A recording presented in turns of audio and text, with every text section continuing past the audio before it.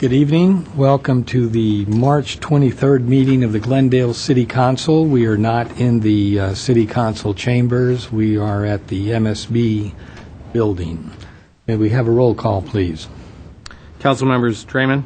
Here. Friedman. Here. Najarian. Here. Weaver. Here. Mayor Quintero. Here. The flag salute tonight will be led by Councilmember Friedman and the invocation by Rabbi Bachman from Glendale's Chabad Center. Please place your hand over your heart and join me in renewing our pledge to the flag.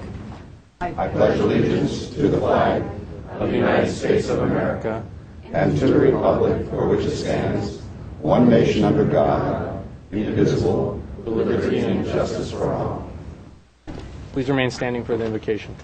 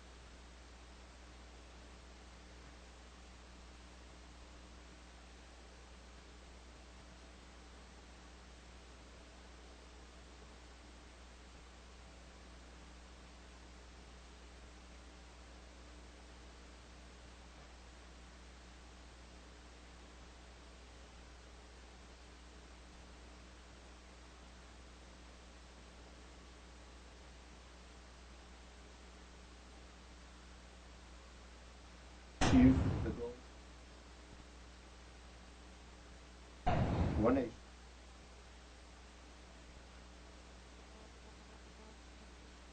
Amen. Thank you, Rabbi. Chairs are weird. Okay. Mr. Clerk, may we have your report? The agenda for the March 23, 2010 regular meeting of the Glendale City Council was posted on Thursday, March 18, 2010 on the bulletin board outside City Hall.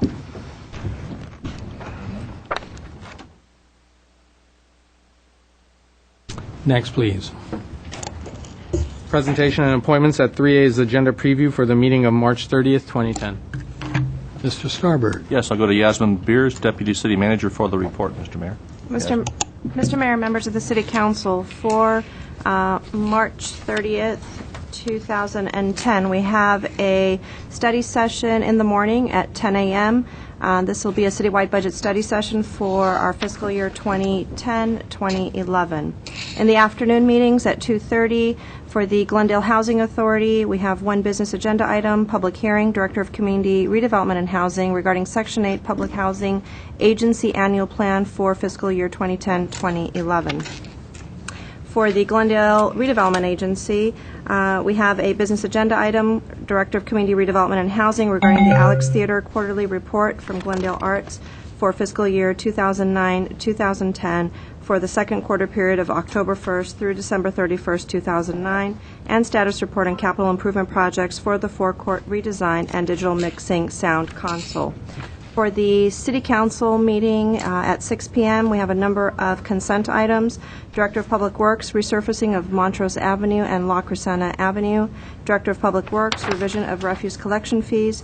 Director of Public Works regarding the SR 134 San Fernando Road and Access Safety Improvement Program.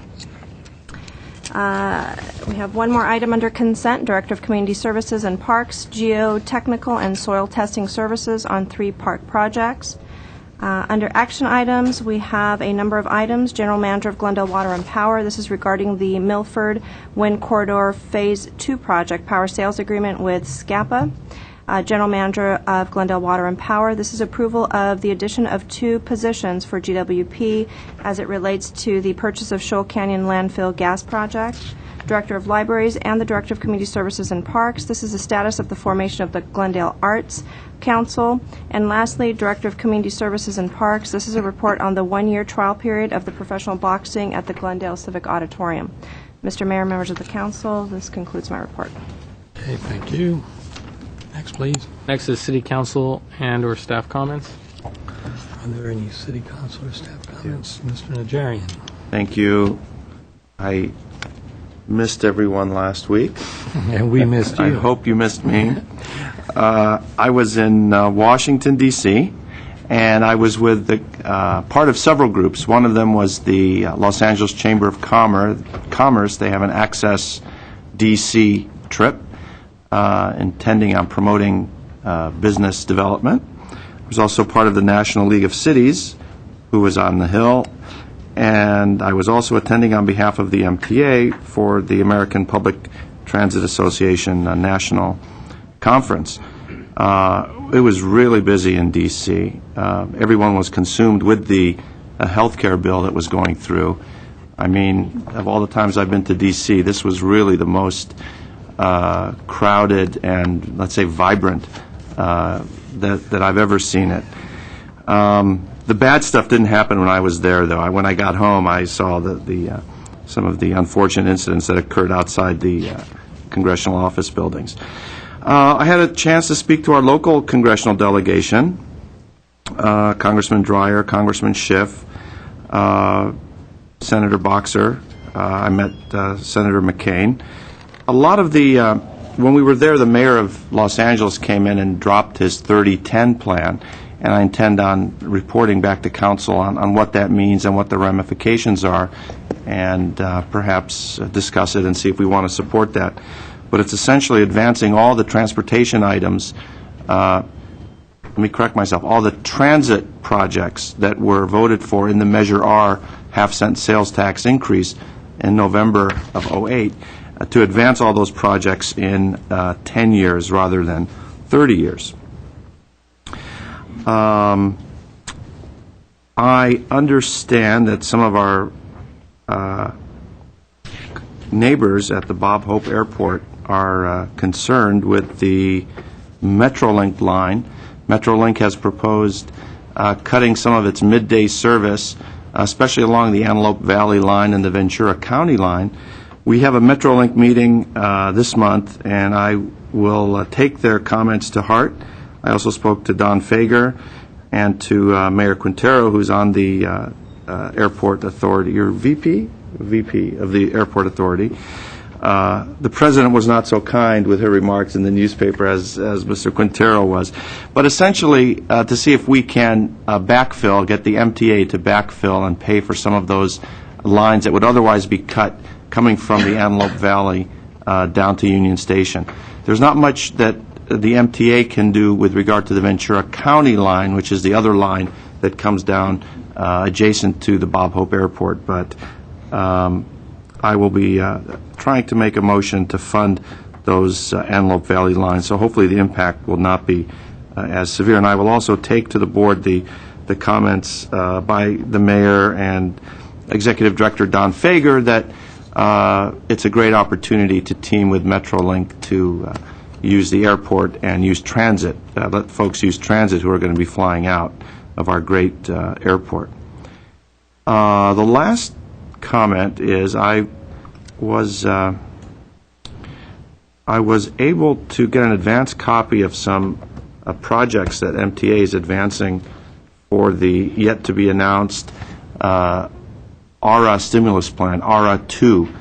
And I noticed that we may have an opportunity to get a bike station, advance the facilities that we currently have at our train station in terms of a bike station. And I've spoken to our resident bicologist on the council, council member Laura Friedman, who is fully behind it. So the only hitch is, again, with all these stimulus plan dollars, they need to be shovel-ready projects. So I'm not sure if we have anything on the shelf that we can pull down in terms of either self-service facilities. That would be the best because there wouldn't be any staffing involved. It would be all capital investment. In terms of lockers, bike racks, we may even get a public-private partnership, have a bike shop come in a couple hours a day to offer services to bikers who take either the Amtrak or the Metrolink and then come into our fine city via bicycle. So those are some of the things I'm working on and concerned with, and I'll keep everyone updated. Thank you, Mr. Mayor. Thank you, Mr. Daring. Anyone else? Mr. Weaver? I just want to add, since I serve on the airport with the mayor here. It was unanimous 9-0 vote that we want those lines kept at the airport. It's vital. It's a hub, transportation hub, so we need it there. Okay, thank you, Mr. Weaver. Any other comments? Mr. Draymond? Mr. Mayor, you mentioned that we are in the MSB building. Is that correct? Well, however, you might want to mention why, or someone might want to, and for how long, and at all of our meetings, afternoon And sessions. let me also be clear that that's the building on stilts. That's the best way to describe it, the building on the corner of Broadway and Glendale Avenue. So if you're interested in attending the city council meetings, you would proceed directly to the first floor of the MSB building. And we will be broadcasting out of this location. How long, Mr. Starbird? We will be broadcasting around the world from this location through the month of May, I believe. Hoping to be back in our new digs, old digs, new digs in June. And I might just note MSB stands for Municipal Services Building. So when you say MSB Building, you're saying Municipal Services Building. Right. The retrofitted MSB, I might add, for earthquake safety. Okay, I have a few people to thank, starting with the committee that put together the mayor's prayer breakfast. They did a wonderful, wonderful job, as usual. It's so early in the morning. What time did we start? 7? 6? Whatever. We should make it 5 next year. But anyway, the committee does a really wonderful job. Ron Say was the speaker, very inspirational, talking about his life and his time with the Dodgers. And I especially want to thank Linda Burns, who's one of the strongest committee members. She seems to wind up doing an awful lot of the work. Then the other function I attended was the Armenian American Chamber of Commerce. They had their annual gala, very well attended. There were a number of honorees. It was a great event. And then I also attended a super interesting event, one that I've been to in the past, but that was the Tabrizi Association. The Armenians from Tabriz, which is a city in northern Iran near the Armenian border, have an annual get-together. But this year they brought close to 10,000 photographs, some of them back from the 1880s, 1890s. All of the different families brought photographs that were displayed at the bottom floor of the Civic Auditorium, and it was just fascinating. It was so interesting just watching the civilizations, the different years. It kind of comes to an end with the fall of the Shah, but it was just a great get-together. Anything else? Any other comments? All right. Next, please. Next is consent items. The following are routine and may be acted upon by one motion. Any member of council or the audience requesting separate consideration may do so by making such request before a motion is proposed. I don't have any cards. Mayor, I'll move the consent calendar at 5. Second. There'll probably be one abstention.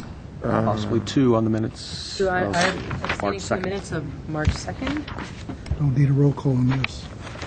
Okay, roll call. You on March 2nd? And you on the I mean, second, I'm Mark. Second and the 9th, I You believe. don't need it for this. 9th there was.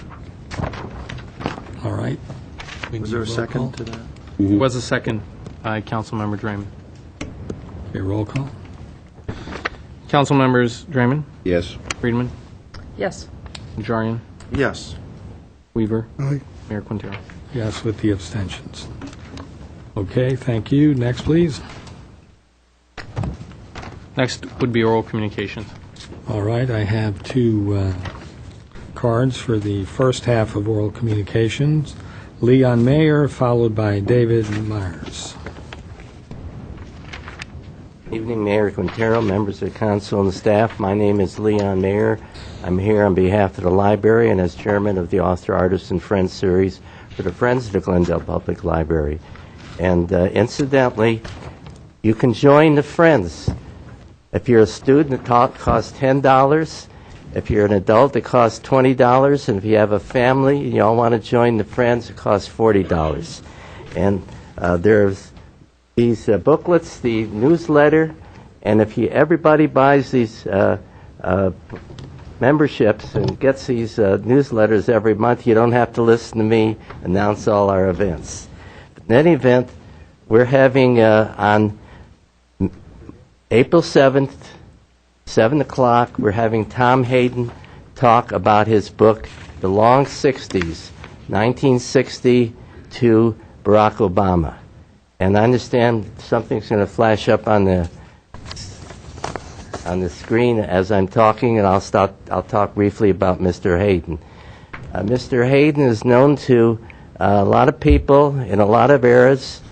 His book, The Long 60s, details American history, political history, economic history, and military history from 1960 to 1975. And he goes beyond that in his book. He makes comments about a lot of things in his book, and actually his book has at the end of it 50 pages outlining all the important events that have happened in our country from 1960 through 1975. So that's a historian's gem right there. Now, Mr. Hayden was married to Jane Fonda after he came back from Vietnam. He ran for not Congress. I think he did run for the Senate once, but unsuccessfully. But he was an assemblyman. He was a state senator, and he got lauded by the Sacramento Bee for his work in Sacramento. So I could talk longer about Tom Hayden. By this time, most of you heard about him over the years. It should be a very interesting event. That's on April 7th. That's a Wednesday, 7 o'clock. Now, our next major item at the Friends of the Library series will be Father Gregory Boyle. Father Gregory Boyle is the author of Tattoos on the Heart, the Power of Boundless Compassion. That's the title of the book, and that says a lot right there. And this book he have had national acclaim over the years. He's the founder of Homeboy Industries, nationwide known for his work and the book's treatment of gang intervention. So that should be a great event. And also, very quickly, if I could, we've talked about the Armenia events that the library is putting on. March 24th, tomorrow night, Ravaged America, silent film. Archaeological discoveries, Wednesday, March 31st, Dr. Gregory Areshian, a famous professor concerning Eastern Highlands in light of new archaeological discovery. And then the most important one announcement I'm going to make is concerning Richard Hovannessian, UCLA professor, who's going to have a symposium at the library Sunday, April 18th from 3 o'clock on about the 95th anniversary of the genocide. Thank you for your bearance. Thank you. Thank you, Mr. Mayor. David Myers, followed by the committee for the Cesar Chavez event. Good evening, council members. My name is David Myers, resident of Glendale. I'm here tonight to invite each of you and the public to tomorrow night.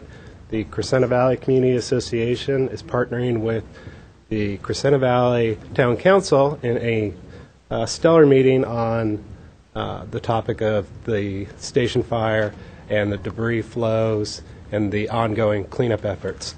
This meeting is going to be held at Clark High School at 4747 New York Avenue. It's right up the street from Foothill, Bob Smith Toyota, and Trader Joe's. And it's going to be quite the meeting. We've assembled a stellar ensemble of power players involved in this. We have members from, the keynote speaker actually is going to be Lucy Jones from Caltech fame and the USGS. We're also going to have Public Works representatives from both the county and the city of Glendale. We're also going to have members of Antonovich's staff and also Mr. Schiff's, Congressmember Adam Schiff's office is sending a couple of people. Today we found out that they're bringing also a representative from FEMA. So we're going to get a lot of answers to a lot of dire questions and open it up to the public if we have time. So tomorrow night, 7 o'clock, Clark High School. Hope to see you there. Thank you very much. On New York Avenue. Okay, the Chavez Committee. Good evening, Mr. Mayor, council members. Suzette Mullins with Management Services Department. I serve on the Cesar Chavez Committee. And Moises. Moises Carrillo from Community Services and Parks. Well, we're very excited to announce our 9th annual Cesar Chavez event that's going to be held this coming Saturday, the 27th, at from 1 o'clock, from 1 to 4. Come out, have fun with us. There's going to be lots of free food, barbecue, chicken asada, carne asada. We have entertainment. I'll just give you a quick highlight of the entertainment that we're going to have. We're starting at 12:30 with mariachi. We have Cerritos Elementary School that's going to be performing. Of course, the committee is chaired by Mr. Cantero, Mayor Cantero. He's going to be speaking to the with the groups or the crowds at 1:40. Our guest speaker. Briefly. Well, we'll see. We have our guest speaker, and Moises is going to tell us a little bit more about Mr. Fernando Guerrera. We have Edison Elementary School going to be performing. This year we have a new band. It's called Chico Band. We have the honor of having flamenco dancers that are going to be joining us, and of course our regular entertainer Alex Torres that has joined us from about 3-4 years ago. Started his career at Cesar Chavez event. A lot of activities going to go on. We have a lot of community groups that are going to be joining us, and as I said, this is our 9th annual Cesar Chavez event at Pacific Edison Park. It's been successful every year. Has grown from our 200 to 300 attendees to now almost over 1,100, 1,200 attendees. So I encourage everybody to come out, have fun, enjoy the day. It's going to be beautiful weather, so we enjoy the day. And Moises is going to talk about the groups that have supported this event and also the speaker. Thank you, Mr. Mayor, members of the City Council. Just again, a reminder of the event on Saturday. We will have Dr. Fernando Guerra, who's actually from Loyola Marymount University, who is a very distinguished speaker and also a policy analyst for the city of actually the county of Los Angeles. So he's going to talk a bit about Cesar Chavez and his life. We do have a number of community groups from the schools who will be participating. So it's really a community event, and especially in the Hispanic Latino community, which we're going to emphasize, of course, Cesar Chavez, but we're going to emphasize the census. As we know, the census is an important part of the month of April, and we want to make sure that the hard-to-count areas, the immigrant population, is counted. So we'll have a lot of special presentations there regarding the census, and of course the entertainment is fabulous. Mariachis from 12:30, waking up the neighborhood, all the way down to 4 o'clock with the salsa band. So we invite the council, members of the community, members of the city staff as well, to come and participate at this great annual event. So we look forward to seeing you on Saturday. Saturday at Pacific Park on Pacific Avenue and what's across the street, Elk? Riverdale. Riverdale. Okay. And just to remind everybody, food will be served from 1 to 2:30. So come and have barbecue with us. Thanks. Thank you very much. Are there any other presentations this time? Okay. Next, please. Mr. Mayor and Council, next on the agenda at 7 is adoption of ordinances. At 7A is Director of Community Planning, Director of Community Redevelopment and Housing regarding proposed advertising signage overlay zone for the Americana brand and the Glendale Galleria. At 7A1 is a resolution certifying a mitigated negative declaration. At 7A2 is an ordinance adding Chapter 30.26 of Title 30 of the Glendale Municipal Code 1995 relating to creating an advertising signage overlay zone and amending certain provisions of Chapter 30.33 signs. This was offered on March 16th, 2010, by Councilmember Weaver. And at 7A3 is an ordinance amending the zoning map to reflect the new zoning designation related to zone change, zone 2009-009, placing an advertising signage overlay zone to the Galleria and Town Center districts of the Downtown Specific Plan. This was offered on March 16th, 2010 by Councilmember Weaver as well. Okay, thank you. Mr. Starbird. Mr. Mayor, I will go to Tim Foy, Assistant Director of Community Planning. Tim? And I will go to Roger Kiesel, Senior Planner, who will outline the changes in the ordinance before you from what it was that you saw last week.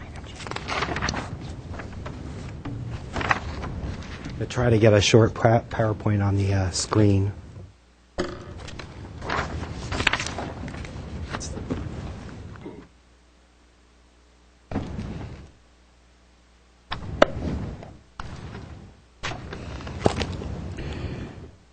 Thanks. Good evening, Mr. Mayor, members of the City Council.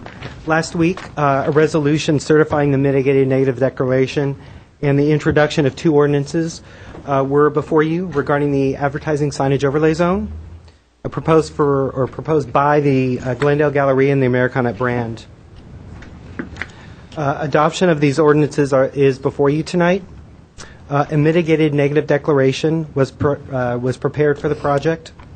A resolution certifying this mitigated negative declaration must be done prior to any adoption of the ordinances before you this evening.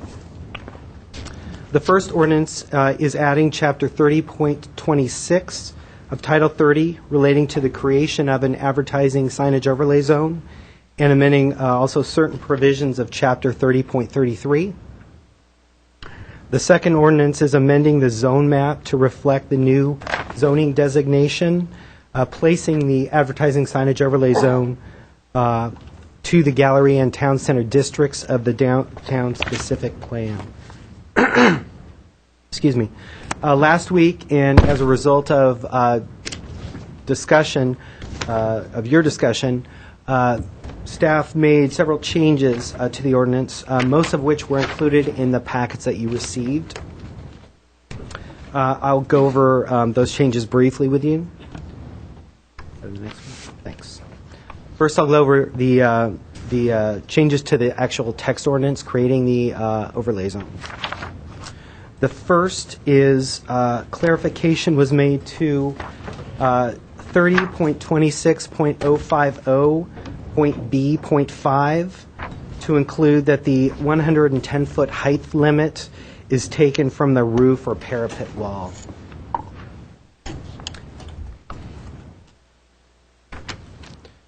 The second change, actually, there are two additional regulations were added to Section 30.26.060, and that section references the regulations for signs allowed in the ASOZ. One change is related to a change proposed in the map amendment. As you may recall, the Glendale Galleria is proposing two signs, one on either side of the bridge crossing Central Avenue. The proposed regulation exempts signs located on building walls where these building walls are over a public right-of-way from criteria A, B, D, H, and I. And that is included in the ordinance that you received last week. However, staff would like to request some additional language, and I passed that revised or added language to you just now. And what we'd like to add is the following. After listing the criteria where exemption from the criteria, we'd like you to add subject to review of the applicable review authority, and that just clarifies who will be reviewing the sign. The second new regulation allows the city to revoke the right to maintain signs approved under the ASOZ upon a finding that the sign is detrimental to the public health, safety, welfare, or constitutes a menace.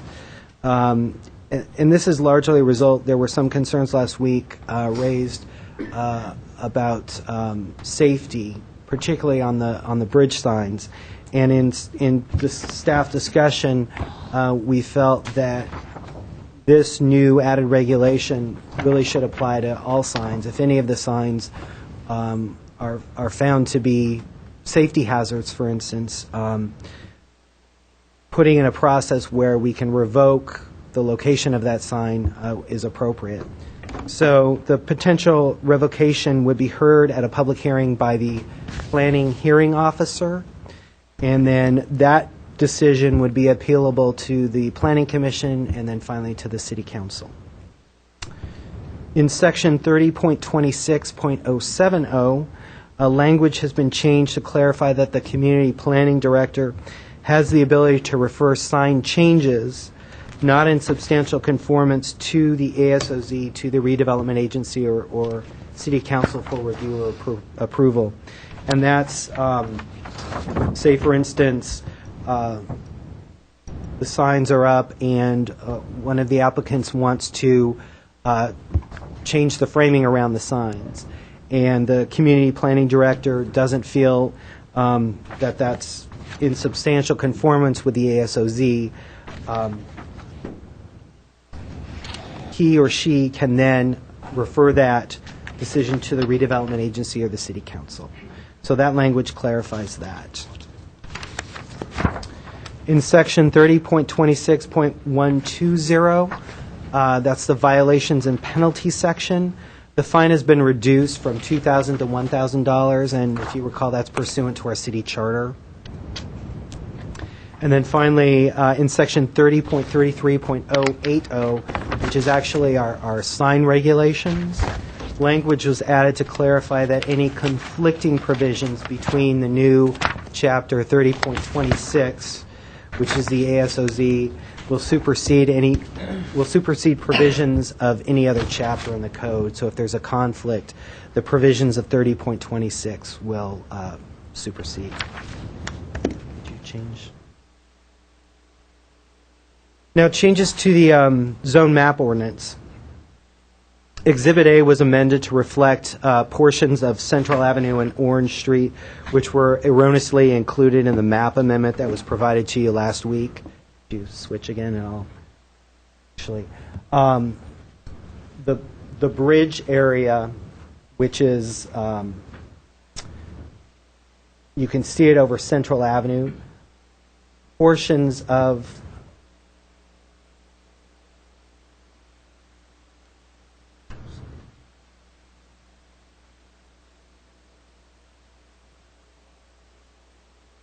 got it. Okay. Last week, you erroneously received a map that showed a part of Orange Avenue here, or I'm sorry, Central Avenue here and here, as well as Orange here, included in the overlay zone. Those are public streets, and so we don't zone those. And so this map is the correct map. And then finally, in the map ordinance, options were given for both the Americana elevator tower and the Galleria Central Avenue bridge signs. Options were given either to deny each of them or to delegate to the community planning director the authority to approve the signs. The sign location in terms of the Americana brand and the signs in general on the bridge. So you have two options in the ordinance there, where in the previous ordinance, I don't believe you had either. So that concludes my presentation. If you have any questions, I'd be happy to answer them. Mr. Draymond. Mr. Kiesel, signs in general? Okay. What do we mean by that? Talking about the planning director's... Okay, what I just said? Okay. There are two options. The Americana elevator tower signs, as proposed now, would not comply with the regulations. So In the map ordinance, you have one option to deny those signs. You have another option which delegates the authority to the community development director to approve a sign at that location with some changes. Community development or community planning? Community planning, I'm sorry, yeah. And then a similar item or a similar language for the Galleria Central Avenue Bridge signs, where you all have the option to deny or to delegate the authority to the community planning director with some provisions that were in the option in the. Ms. Friedman. Thank you for the presentation, first of all. I remember that we had a conversation at some point along this process about making sure that landscaping wasn't removed or trimmed back for the signs. I don't see it, though, in the rules, and maybe I'm looking in the wrong place. Is that somewhere else in this stack of ordinance, or was it left out? Section 30.26.080, tree trimming. Okay, I'm looking in the wrong place then. I didn't mention that because there haven't been any changes between last week and this week.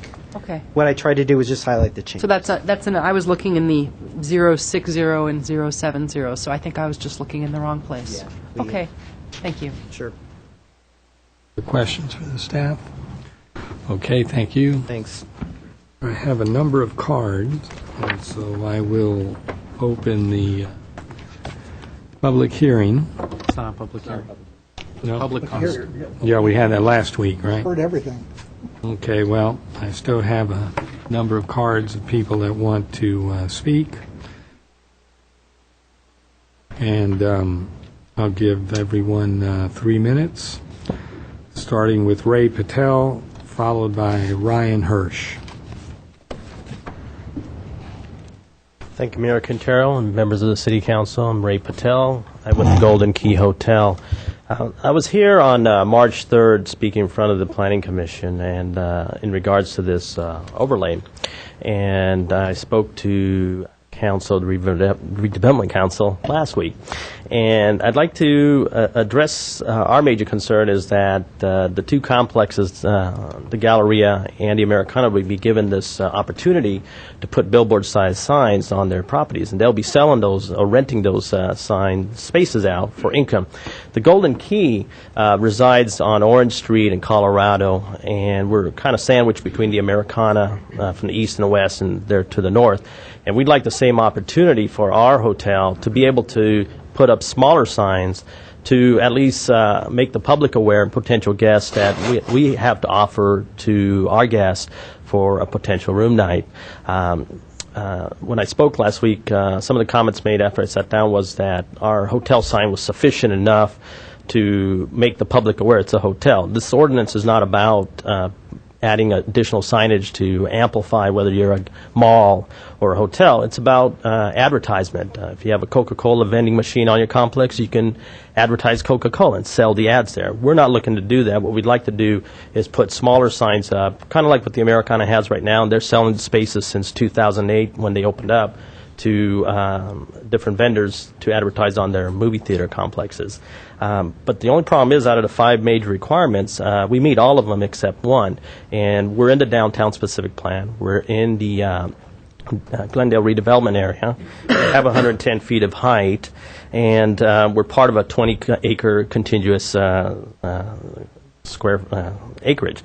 The only thing is that the staff that designed this ordinance before you is they put a clause in there in section 30.26050 that each applicant has operational control of the properties with a minimum of 400,000 square feet. And it seems kind of discriminatory towards small property owners, not only to the Golden Key, which seems logical, it's right in the area where the overlay is going to be approved today, but anywhere in Glendale, you don't have any property owner that has property that would actually qualify for these 5 points, and merely because of the fact that none of us meet the 400,000 square feet. So logically speaking, this type of spot zoning doesn't really make sense, and that's what's happening right here. And we'd like the same opportunity as they're asking you to approve their application and staff asking you to approve this ordinance to allow them to do this. Thank you. Thank you. Ryan Hirsch, followed by Margaret Hammond. Well, good evening. I want to first start off by thanking all the council and staff to be able to get us to this point. Last week, Councilmember Draymond brought up that Rick Lemo and I were matching wearing suits, so I tried extra hard today to differentiate myself a little bit, so hopefully I did that a little bit. Just for the record, Mr. Mayor, Mr. Hirsch is dressed identically to Mr. Hoffman tonight. I'm going to leave that one alone and focus on the project. I want to leave off where I was last week talking about the bridge. 3 concerns that have come up about the bridge, one being the security. We would obviously be open to having a 6-month review period. If there's any kind of incidences, anything that we need to do to address that, we want to make this a safe environment. The last thing that we would ever want to do is have one of our customers or a Glendale resident or anyone be hurt. So we're absolutely open to that. There was some concern also about the creative, the framing that would be up there. Again, we're more than welcome working with the city. If staff planning wants to have some approval rights on that, we're more than open to that. The other thing I want to talk about is last week it hit me pretty hard when Councilmember Weaver said this is all about economics. And it is about economics. It's about retailers that are down double digits. It's about, driving sales tax without having to raise taxes, lay off police officers. This is a great avenue for 2 developers to work together and help drive this city. So again, I appreciate everyone's time, and I hope that we can get this approved. Thank you. Thank you. Margaret Hammond, followed by Auntie Trinidad. Is there anyone else that wants to speak on this item? Yeah, you have a card. Okay. No, there's multiple. Okay, I'm going to close it off. That's the final card. Margaret Hammond, followed by Auntie Trinidad. Good evening, Your Honor, members of the council, staff, and members of the audience here and at home. My name is Margaret Hammond.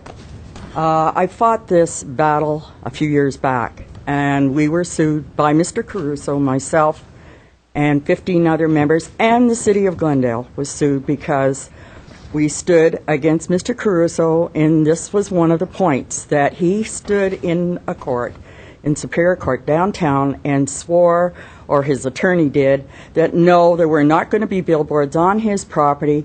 He was not going to close off Orange. He was not going to close off Harvard, which the city council handed him. It now is Caruso Avenue or so forth. So I'm saying that, you talk about eyesores. I often used to wonder, what's eyesores? Eyesores are signs. If you go along Hollywood Boulevard, I wouldn't go along Hollywood Boulevard. It used to be beautiful. Are we going to end up looking like that? And not only that, but you're discriminating against all other businesses in Glendale because you have this requirement that they have to have certain heights and sizes. This is not fair. Those other merchants and businesses have been here for 50, 60, some of them 100 years. And by what you're doing, they won't be able to take advantage of this signboard, billboard thing. And, I don't know about you, but I sure don't want my city to look like downtown New York. I moved here and have lived here because I love Glendale as it is. A nice, good-looking, small city that we have kept under control with not having huge signboards and billboards. We paid to get rid of all the billboards off of lousy old San Fernando Road and throughout the city, and now we're going to turn around and allow them down in the middle of our city, in the middle of our downtown. I just cannot believe it. And the people like me who got sued and had to go through all the stress and strain of going down to court and everything else, what did it do us any good? We were citizens that had the best of the city at heart when we stood up and spoke our piece and stood up for what we believed in. And, we were, number one, of course, against giving away the property. Why would we give away $77 million to somebody for nothing? For nothing. And we did it. And so that was our reason, not about a town center. But on top of that, we stood up to say that we wanted some regulations on what would happen in that town center. And now it's gone completely around the other way. We have the papers, the legal papers, where in court it was said he would not have billboards. They would be poster boards, 3 by 6. And here we are. We're going to have billboards. So what can I say to you? Does it pay to stand up, spend your time? I mean, I don't know how many nights I was through that period up till 2 and 3 in the morning trying to hand out signs and so forth, talking about this very thing. Thank you. Thank you. Auntie Trinidad, followed by Artie Maharaj. Good evening, Mr. Mayor, members of the council. I concur with the presentation of Margaret that the city and the community has worked for a couple of decades at least to rein in unsightly and unsafe signage in the city, and here we are regressing. In the request and in the proposal before you, there is an undeniable truism on the purpose and objective of the ordinance, which is they need signage to grab attention. Let me repeat, they need it to grab attention. We're talking about public attention, we're talking about driver's attention, we're talking about pedestrian attention. Okay? Now, let me tell you, this is the front page headline of the news press. Residents cite unsafe intersection. It might as well read unsafe driving conditions. You very well know that there's a public interest group that rates Glendale as one of the unsafest cities of its size, in the bottom 3 of about 200 in terms of fatality, in terms of accident, and in terms of citation. You spend money, you spend public money educating the people to spend attention or to pay attention to their driving, to their walking. And here, what do? You talk on one side, and then you talk again on the other side, and say, well, pay attention to us, we need to make more sales. Wouldn't that constitute attractive public nuisance, which would result in unsafe public condition? Think again, is it worth the money? We also have the trend even in Hollywood, okay? Dated March 20th, LA Times, super graphics coming down in Hollywood. There is a purpose to this. These people are not senseless businessmen or public policy makers who would run after unsafe conditions if they were not warranted. And I am a pragmatist as well, okay? I don't know if the council hears the public, but if and when you have made up your mind, and you'll make up your mind that you will disregard public safety, then at least make it fair. The conditions that the Gallery and the Americana are crying about not having sales, all those conditions apply to the small businessmen. If you're going to give the same privilege to make them more competitive, grant it to the people who pay the price, who've been here longer than Americana and longer than the Galleria. Thank you. Thank you. Artie Maharaj, followed by Al Hoffman.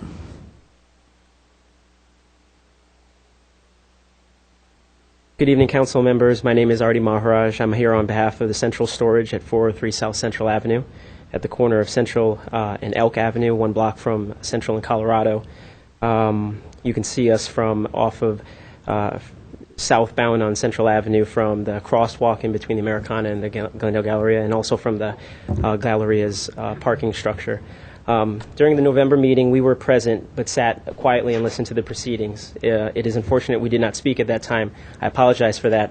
However, we were new to this at the time and not sure of what to say that would make a difference. We also attended the last meeting where Mr. Patel of the Golden Key Hotel voiced his concerns about being included in the zone overlay and saw how he was received positively by the commissioners. So since then, we have made calls and emails and set up meetings outside of this forum with certain individuals within the city to discuss our property being included in the zone overlay, but have yet to get any face time with anyone. And hopefully after this meeting, that will be possible if it isn't too late.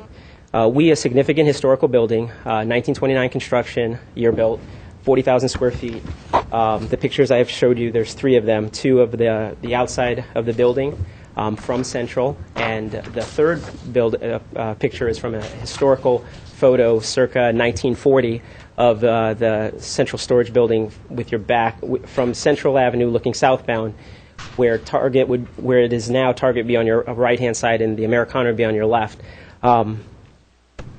We, a significant historical building, small business owners, I might add, in the city of Glendale, need help of any kind from the city council, its commissioners, et cetera, to continue operating our business in these tough economic times. We have seen our revenue, just as the Americana and Galleria, contract severely from 2008. We are hoping to be considered for inclusion in the zone overlay change.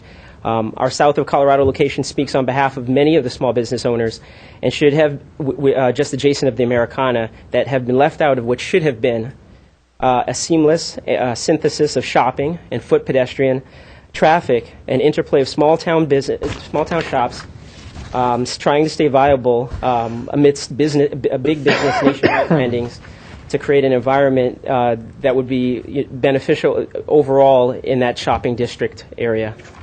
That's mine. Thank you very much. Thank you. Al Hoffman, followed by Rick Lemo. Good evening, Mayor, council members, and staff. Al Hoffman, resident of Glendale. Well, as I said last week, I was supporting the Galleria when the town center issue was going on. And through the Galleria now, I was asked to support the signage for them. And I am in favor of signs for the Galleria. I don't look at them as advertising product. I'm looking at them as advertising the stores that are inside the walls. You go by the Galleria right now, it has nothing. It doesn't even say Glendale Galleria that I see anywhere. They put some signs up now. I think that's part of the ones that I saw that are being discussed. That's important that the stores internally get the advertising that they're in there. And that is important for those stores. It's not advertising products, it's advertising their store so that outsiders that come through Glendale can see there are stores inside those walls. Personally, I think anything we can put on those brick walls can actually add to the pleasing look of the building, because the brick walls were always condemned as being, look like a prison. There was no architecture, no nothing. The signage can be made very well and very good to bring out the stores and advertise them. I know the bridge last week when it got pretty scrutinized, and I told Ryan after the meeting it was the bridge over troubled waters. I think the big Target sign was a little bit over the top, and I think signage should be on that bridge advertising the stores, probably the Nordstrom and Macy's and that. I wrote that to Ryan after the meeting. And I also felt that there should be some directional signs, the lower portion of the bridge telling people going north that they could enter the Galleria parking, which is right by the bridge, and coming south they could enter Galleria on the first left and the Americana on the second left. And it would be a directional thing, and it could all be tied into the signage above, which could be made much more pleasing than what was originally shown. And I'm sure that can be worked out. I understand that Mr. Hirsch had a meeting with you, Councilmember Friedman, and he was optimistic that things can be worked out, and I'm hoping that that's the case, because they really do need their stores inside. They are dependent on people coming in and seeing, and they need to know to outside traffic, outside residents, that, yeah, these stores are in there. The Galleria, for sure, needs to have some signage, and that is what I stand behind at this point. Thank you. Thank you. Rick Lemo, followed by Julie Budimir. Good evening, Mayor, Council, and staff. First and foremost, we also want to join with Ryan and extend our gratitude to staff for all the patience and time they have spent working with us over the last 6 months and getting us to a point where we understand what's important to the city, and I think they've done a beautiful job of crafting what we've come with you tonight. I wanted to make certain to also let you know that last week the Glendale Chamber was here. Their board of directors did vote unanimously to support the proposed signage in this overlay zone. And they represent small, medium, and large business in Glendale. I think you have an opportunity tonight to do not only what's right for the businesses within this zone, but also to do what's right for Glendale as a city. We talked last week about the fact that many people pass through our city, and while we're very grateful for the citizens of Glendale that shop both at the Americana and at the Galleria, neither one of our businesses could sustain strictly by our own residents. And there are many people who come from outside our area, and one of our goals is to stop leakage from the city and get people from other cities to spend their time and their money here. And we believe that this signage will absolutely help this. I wanted to address an issue that Mr. Weaver raised last week.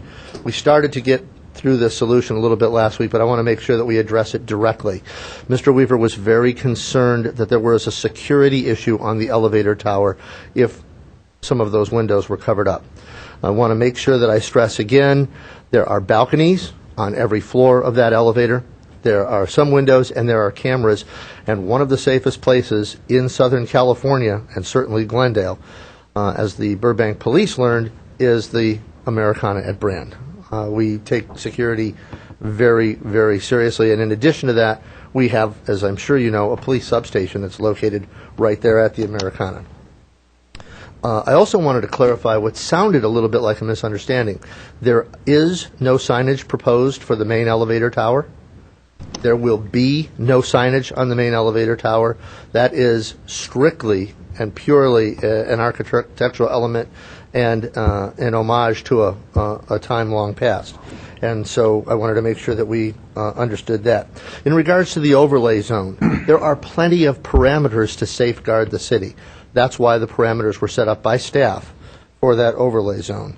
It's important to identify what products we sell, and I hope that you will approve not only the package, but with the elevator signage as proposed, approved by Mr. Hassan Aghani, the planning director. And with that, I thank you for your time. Available for questions. Thank you. Julie Buttermere, followed by Mike Mohill.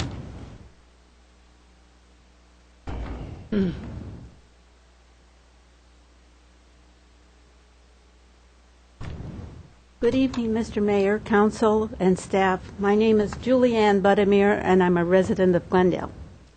I felt compelled to come and speak tonight concerning the sign ordinance change that would allow a zoning exception for the large-scale signs on the walls of the Glendale Galleria, the closed pedestrian walkway above Central Avenue, and the Americana exterior walls.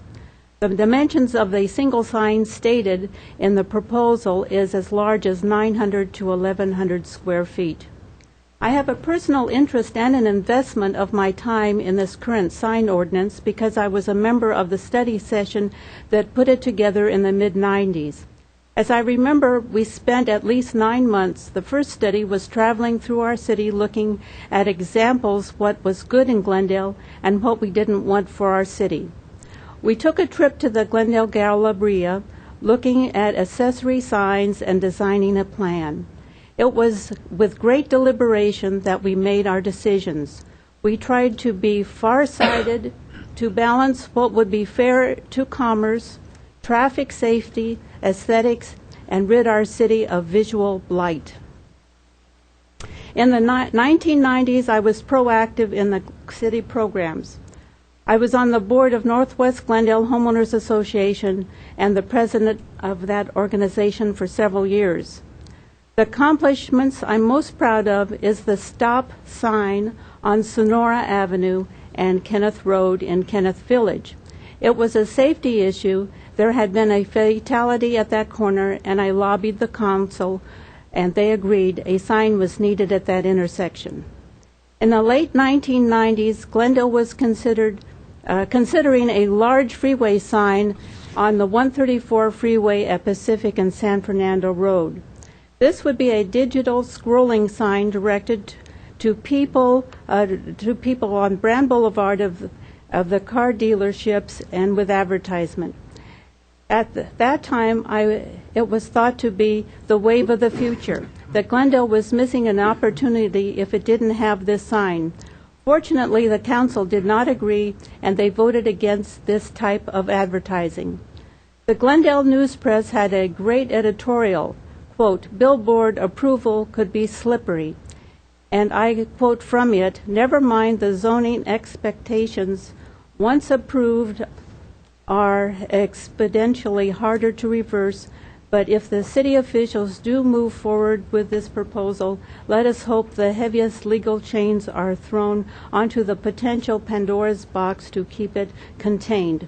Coincidentally, in the Los Angeles Times, Saturday, March 20th, 2010, laid extra headlines, quote, "Super graphics coming down in Hollywood. True tangents pushes to lead the removal of the 8 of the giant signs in a 3-week span." To paraphrase the article, residents have complained about proliferation and super graphics for years, saying that the sign companies have made millions of dollars as they ignored the ban of oversized vinyl signs. In closing, be careful for what you wish for. These do not sound like signs of the future. Thank you. Okay, thank you. Mike Mohill, followed by Herbert Milano. Good evening, Mayor. Mike Mohill, council members. I'm glad to see that the Americana and the Glendale Galleria are speaking together. I remember back in March of last 2009, I wrote a letter in the Glendale News Press, and I said, I hope one day the two companies will bury the hatchet and do things together. Well, we brought something they can both agree on, which is signage. I remember Glendale back in the 50s, 60s. Honky-tonky, not very nice. I've been Glendale resident in high school 1960, when Glendale looked like Hollywood at times. People were against the Glendale Galleria. It's horrible going to be. And what did it turn out to be? A moneymaker. Same people said the same thing about the Americana. Horrible, blah, blah, blah, blah. It's a moneymaker for us. Okay? Companies need to advertise. We may not like it, but they need to advertise. My concern is, are we going to have classy signs, or the signs we have right now on the Glendale Galleria across from the Americana? Those are not classy signs. I'm sorry. That's my point, is classy signs. If we're going to have them, they better be classy. The bridge over Central Avenue is another important. That could be an eyesore.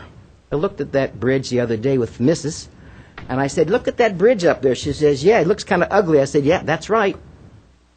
I'm glad it's from your opinion, because, you know, I'm always very critical. And the missus, she's more balanced than I am.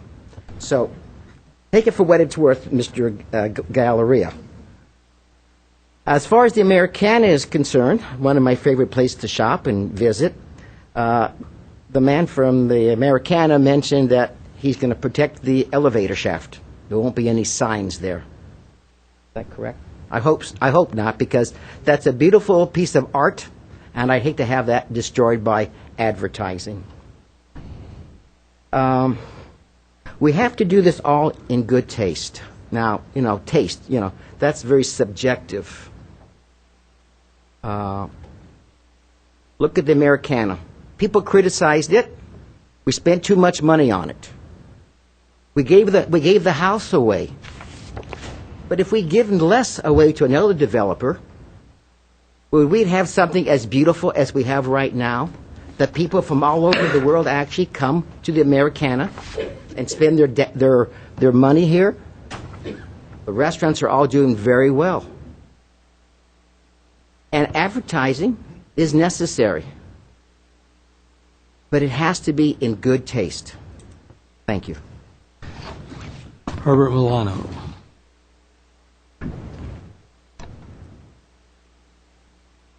Mayor Quintero, members of the City Council, my name is Herbert Milano.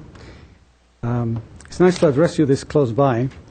I think this room really gives us a closer look at our council members as we address you. If what Mr. Patel is saying, if what he says is correct about his property being excluded from this ordinance, even though it is within the overlay zone, then I think we have a serious problem with this institution. We have in our democratic principles certain concepts concerning the institutions we frame. And we frame them because we have certain expectations, and that's the expectations of justice. Such expectations can lead us to a fair application of the law and a fair application of the benefits that it conveys.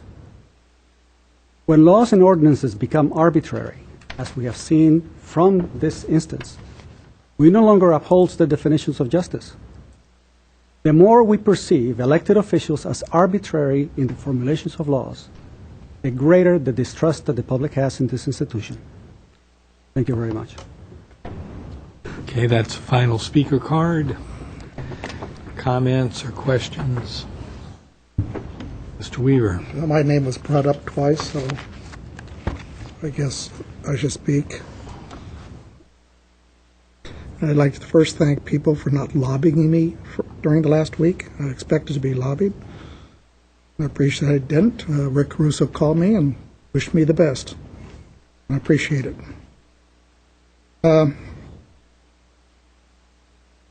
The Galleria talked about, I said it was all about economics, which it is.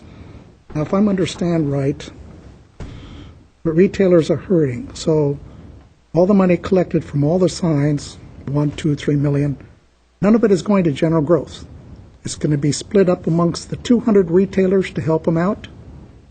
Want to believe that one? I don't. And you have a nice large sign. Let's see, how many different retailers are in there? A couple hundred? So you're going to take one big board and you're going to split it up into little pieces to advertise a lot of products? No, it'll be one, maybe like Hallmark or somebody. And they're going to have to pony up a lot of money to get on there for a month or two till another one comes up. J.C. Penney's maybe can afford it. But how many are going to be able to afford to buy space on these big boards? Same thing with Americana. How are they going to split it up? Who's going to pay? I haven't heard that the retailers in these places are going to get the money. It's going to go to the ownership. But we have put in our system, there's going to be a benefit package. Some of the money is coming back to the taxpayers of Glendale, and we talked about in the arts, right? So I think, hey, okay, you're giving some, you're getting some. I voted for, I was willing to vote, first time I said none. And I thought about it, I drove around, did a lot of thinking. I came back and I supported 5 for the Americana and 7 for general growth. And I'm being condemned because I didn't vote for those 2 that they really want. Well, I'm sorry. If the Americana and the Galleria really want to get together and work together, then build the connecting bridge between the Americana and the Galleria that Rick Caruso was willing to build on his own dime during the design phase. And the Galleria said, no. Really want to work together? Go out and build that bridge. Connect it through. Small business owners, okay, most of the businesses up on Brand are 50-foot frontages. Where are you going to put a big banner up on a 50-foot frontage that's in proportion to the size of the building? That isn't going to happen. You look at the size of the fortress called the Galleria, the Americana, the walls, and then you look at the signs, to me, they can be in proportion to the size of the wall they're going on. That cannot even happen to the Golden Key. Not big enough. So I can understand putting a 400,000 square size constraint on, because you need the big buildings to have the proportionate size to put them on. At least that's how I see it. And as far as I know, there are no signs going on Brand. There are no signs going on Broadway. There are some Americana signs going on Central, 2 or 3. On Colorado, and then one, I think, on Central around the corner. So, saying that we're reversing ourselves and going back decades and decades about signs. I understand the problem with the economy. I just don't think I've heard the truth from anybody up here in totality. I can accept some where I didn't accept them before because I think they can fit proportionally on there and look okay. I'll continue to say, having lived here all my life, I will always vote for what I think is right for Glendale. I said that to Rick Caruso today. We don't always have to agree, but I will do what I think is the best interest of this city. Doesn't mean I'm going to be perfect every time, because I'm not. But I try to do my homework and vote for what I think is right. Lions Van and Storage, yeah, I remember that. Seen you down there. My father stored there for the 1930s and 40s, but it's pretty far south of the overlay zone that we're talking about. If you want to talk there, we better bring the neighbors in from across the street, the Masonic Lodge. You can see a faded, what Mr. Ghost sign. Ryan said, a ghost sign. It used to be on that one, too. So those proportionally are big enough to put something on. But it's a different architectural style. To me, it doesn't fit on those. That's just me. The next person may say different. So I'm right where I was. I didn't change my mind at all. I thought on it a lot. Couldn't find a way to change my own personal position on it. When it's the right time, I'd like to know what the heck since I introduced them, I'll be moving something. I don't know if we'll get a second, but we got some revisions with the tower out and with the bridge out. And I don't know, if I make the motion, what am I making? So you can explain that later, Mr. Howard. That's where I stand. I think I've compromised pretty well from a point where I said none before. You're not going to address the issues of Glendale being a honky-tonk town? I don't remember that. Okay, we'll let that one go, Mr. Weir. Any other questions or comments? Or? I have a question. I'm sorry, and I think I missed the. I know I missed the meeting last time. Mr. Weaver raised the issue about the tenants buying into the signage, or can I ask Mr. Lemo to There's address hundreds that? of tenants. So who's going to be on the billboard? And are they going to get the money that the billboard raises? Or is it going to be split between general growth? Can you clarify, Mr. Mayor? Can I ask Mr. Lemo to clarify that issue, please? Thank you very much, Council and staff. First of all, as I think you're pretty aware, because you guys primarily dissected the whole process before we ever built the Americana, the tenants don't ever participate in any revenue other than what they sell in their store. That is a standard industry agreement, and nothing has changed there. Just want to hear from you. Also, we have said from day one, tenants would not be required or even asked to purchase. It's not about tenants. People know who some of our tenants are. They don't know the products that they sell. I can tell you right now, we can go through 50 people, and they may be able to describe 10% of the products that Kate Spade sells, for example, as far as designer. Pick a product. Are you going to put that one product on a That large is sign? totally up to the advertiser, obviously within the realm of good taste. But it is based upon, as the ordinance reads, as I understand it, it is based upon the products that are for sale within the zone, the products for sale within the zone. Understood. But you pick a product amongst thousands. We do not pick the product. Well, your marketer does. No, we do not. Who picks it? The advertiser who's making a purchase picks what products they want to promote at that point in time. And how many can they put on one large billboard at one time? I don't know that I've ever seen them do more than one or two products on a billboard. Not a few hundred. I can see one tenant saying the other. But when do I The tenants get out have no, let me make it very clear because you guys are parties to the agreement. The tenants have no say in it whatsoever. This is all about the advertisers who the tenants sell their products.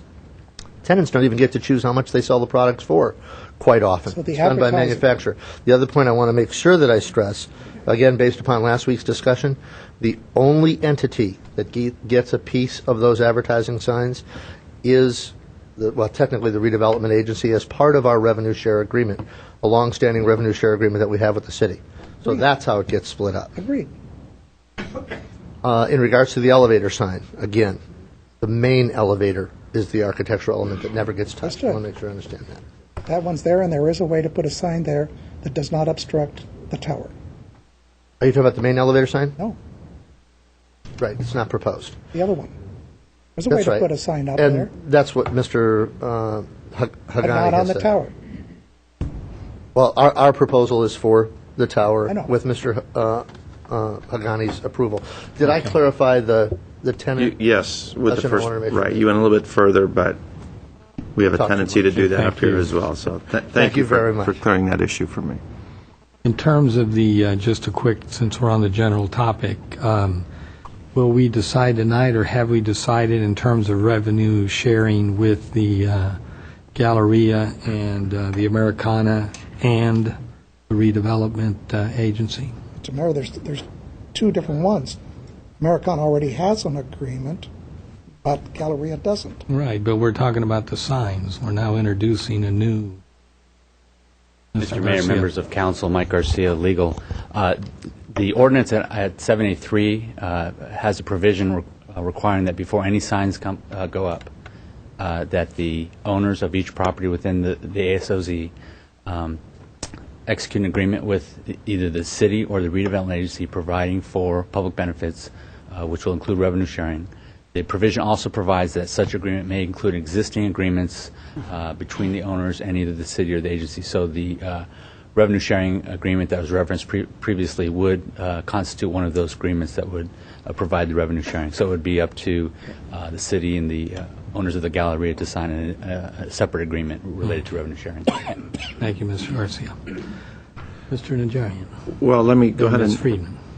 I think I'll just make my comments at this point. First, I want to address Margaret and Al and Auntie. You were a powerful force 4 years ago. You were very articulate. You were very passionate. You fought the good fight. You had 49.82% of the city on your side. And I know that you put your blood, sweat, and tears into this Americana issue, the whole bundle, from the land issue to the profit sharing to the design. But I've got to tell you, the war is over. The war is over. Everything that we hoped for when the Americana was proposed to come into this city, vis-a-vis our number one sales tax generator and the number one identity for our city, has come to fruition. They're working together. They're trying to market together, jointly, at the same time. This sign overlay zone is an example of that. I think they realize the benefits that they can both gain from uniting and creating a vibrant retail zone. And that is the point of this overlay zone, is that we want to identify, rather than having a big sign that says, here's where it's at, everyone, we want to identify the products that the respective establishments have to offer. We want to generate excitement. We want to generate foot traffic. We want to generate people from within the city remaining in the city and not going out. I was in the Americana several times this past week or two, and I'm still amazed at what I see there. Mr. Milano talks about a park. Oh, we need a city park. We need a place where people can go and sit down and relax and throw a blanket on the ground and listen to a band playing. Well, that's what I saw on Sunday. I saw children playing in the sandbox. I saw young couples with their blankets out, and the music was playing, and it was good music, and it was safe. And I told my kids, go ahead, stay anywhere you want to. Any store is okay. I don't have to keep an eye on them because I know it's a safe place. I know it's well managed. I know the Galleria is well managed. Sometimes they sneak off and go across the street and end up in the Galleria. I don't get quite a good view of them when they do that. But I know even there that that they are in a safe place. Nothing bad is going to happen to them. I know the people that come to Glendale are going to be spending their dollars either in the Americana or the Galleria, and that's good for the city. It's good for the city because it helps us do the things that we do in the city, repair our streets, keep our police force up to date, keep our fire department as best as they can be prepared.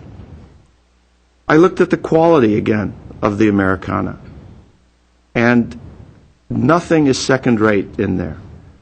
The police officers, the security officers, layer upon layer. You've got the guys in the suits. You've got the guys with the Smokey Bear hats on. You've got the guys with the badges going around. Everything that is done there is first class. The trolleys. Who would have thought we'd have a trolley like that?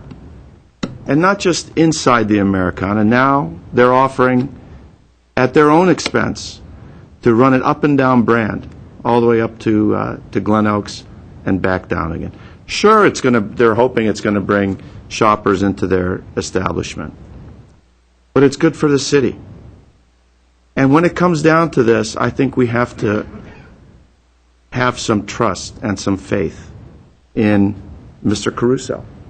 Because in the end, it's his word that's on the line. He's got a huge investment at stake.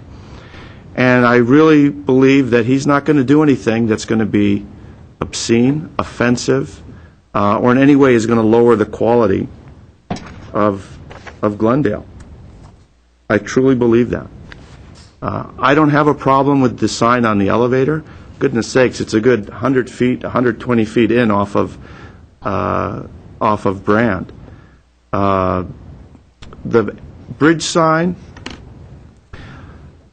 I would be ready to defer to Mr. Hagani's approval for the details of that sign, and I'd love to incorporate some other features besides just retail there. There's some other opportunities for wayfinding, and we have some other exciting things that we're trying to do in Glendale. We're talking about branding. Maybe that can be incorporated as well. So, do I have a crystal ball and can I look in the future a year and see what everything's going to look like? No. But I have to go on my instincts. I have to go on everything that I've seen before put forth by the Galleria and by Mr. Caruso's staff at the Americana. And I'm confident that this is appropriate. It will be appropriate in this location. Now, for the other folks, the folks at the storage area, 403, Mr. Patel, that's not before me right now, and I'm not saying that I'm closing the door, but I would love to take those requests on a case-by-case basis, and I'll apply the same sort of criteria that I'm applying and analysis that I'm applying to the current case before us. So I don't think it'll be bad. I think it'll be good for the city, especially our downtown area. Thank you, Mr. Mayor. Okay, thank you, Ms. Friedman and Mr. Draymond. Thank you. First, I want to thank the members of the public who came in today and who sent emails and wrote newspaper letters and have paid attention to this, because we can't do this. We don't want to do this in a bubble, and it's really important that people are engaged. So I really do thank you for coming in. I understand your concerns. I have a lot of the same concerns that I've heard voiced here. In fact, I voiced them myself the first time this came into us. I don't take any of them lightly. I think that, I can only speak for myself, but I think that everybody up here, everyone in the planning department, and even the applicants understand the community's desire to not clutter up our visual environment, to not have a cheap-looking downtown, all of the things that everyone's concerned with. And I understand that.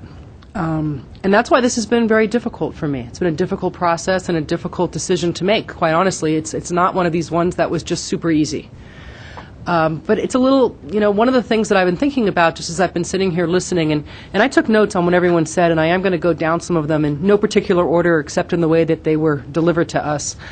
One of the things that I'm thinking about is the stress that everyone in this economic climate is putting on a few things, one being job creation and one being business friendly. And we hear a lot about this in the governor's race, and we hear a lot about this from Washington about how we're going to support businesses and keep businesses in California. And when I was thinking about this and measuring kind of the drawbacks or the dangers and what the benefits are, that benefit that I kept seeing was that we have these two very large businesses in downtown. In a way, they're sort of like our factories, you know, like people used to have in their old communities, that employed a lot of people and that were a big economic engine. And are we really supporting them? Are we really doing what we need to do? And sometimes communities realize that they have to give something up to support those businesses. And in some places, it's things like pollution. You know, maybe you'll take a little bit of pollution or a little bit of smog, and luckily we're not in that situation. We're talking about maybe some visual pollution, maybe, although I think I have colleagues up here on the dais who think that these signs would add visual interest, so I'm not even sure that that really resonates. But I think that we're trying to judge, you know, trying to weigh something that maybe isn't exactly what some of us want to see in the downtown against this very real economic impact and importance of these businesses. And that's what I can't get around, that they are very important to us in this city in terms of their success. What a disaster it would be if the Galleria started to see vacancies. It would be a huge disaster for the city. I mean, besides tax revenue, that would be blight, it would be a dangerous condition, and all those things. And I really do believe that this is a different condition than our other businesses, than the building on Central, the Golden Key. These are businesses in a very different model where when you drive by, you don't know what's inside unless you've really been there a lot.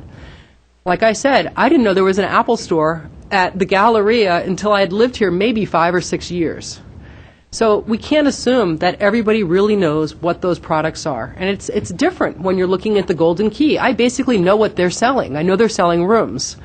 I don't know if the storage building is all storage, but assuming it is, I know they're selling storage. When I drive by the Galleria and the Americana, you really don't know what's in there. You don't know what products are being sold.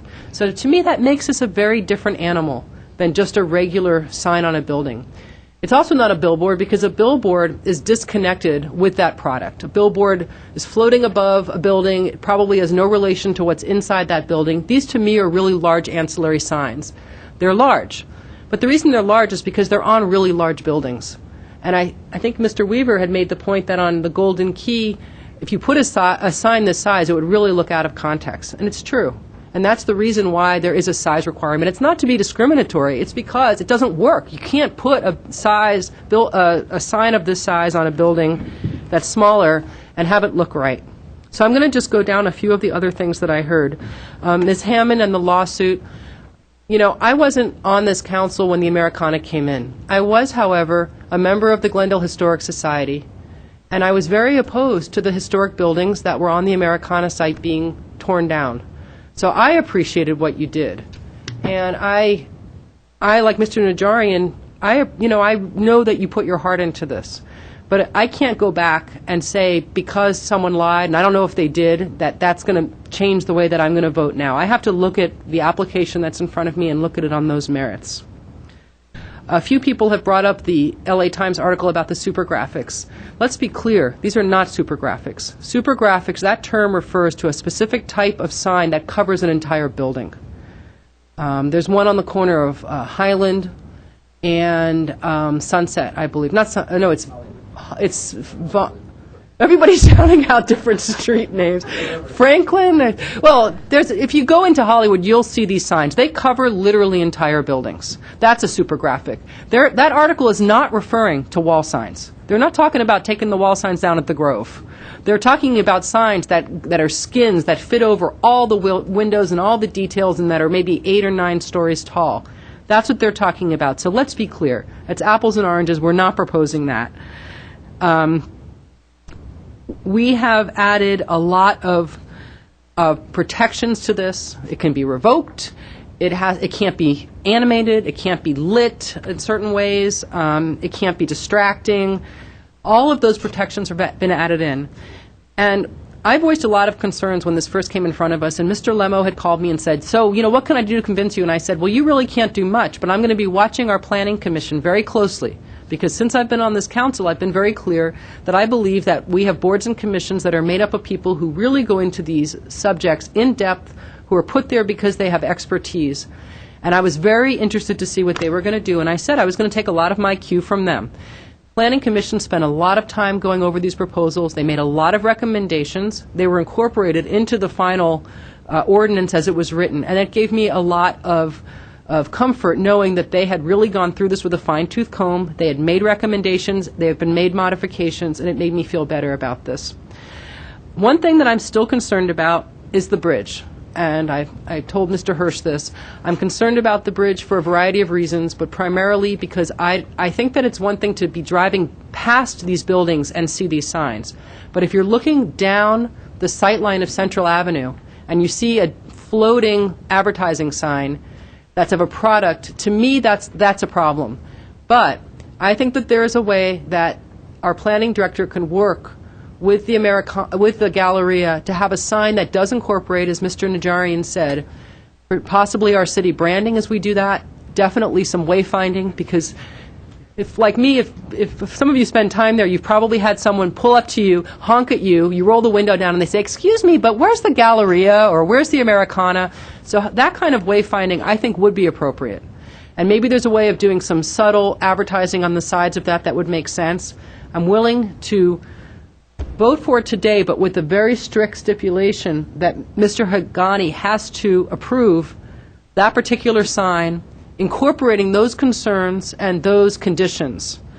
If he feels working with the Galleria that that's satisfied, that's fine. But I want to be very clear about my concerns. I do not want people pulling off the 134 onto Central and seeing Coca-Cola in the distance. To me, that's just a no-go.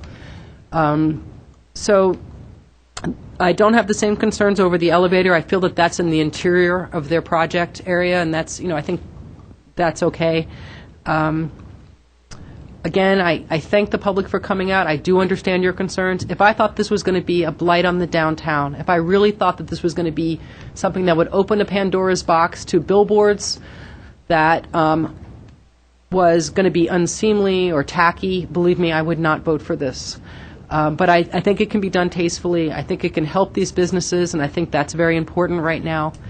And for that reason, I thank you, Mr. Mayor, for letting me speak, and I think I've given you all of my thoughts. Thank you. Mr. Draymond. Well, I agree with some of my colleagues on certain issues related to this. I disagree with them on other issues. But let me ask a question of someone in our community planning department. It looks like you, Mr. Foy, because you seem to be holding down the fort tonight. And I also want to apologize to anybody looking in as to why some of us keep craning our heads away from perhaps the camera, because the layout here is a little different than we're normally used to. And Mr. Foy is back there. Mr. Foy, we have the ability to create sign programs in the city of various types, do we not? Yes, sir. And that's always existed. I mean, that's existed basically since the sign ordinances in the city changed. In other words, if we were to take an area like the Montrose Shopping Park, they could come to this city and ask for a special sign program, could they not? Which would potentially allow them to create signage that is different from the general sign ordinance. A sign program, as it's written in the code now, does not allow for variations from the restrictions in the sign ordinance. It is merely a way of ensuring compatibility and harmony among different signs on one property, but they still must meet all the size and number. A special sign program could not exist in this program in this city?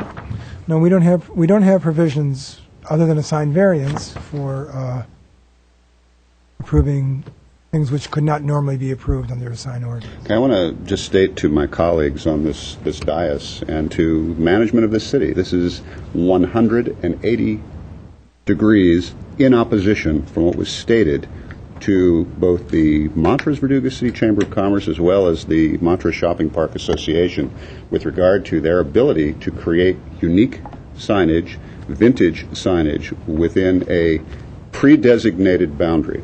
So let me just put that on the record. This has been one of my concerns in discussing this entire issue because, folks, the fact of the matter is that this is an overlay zone, but it's been cast to me as though this is something that is not that far removed from a special sign program.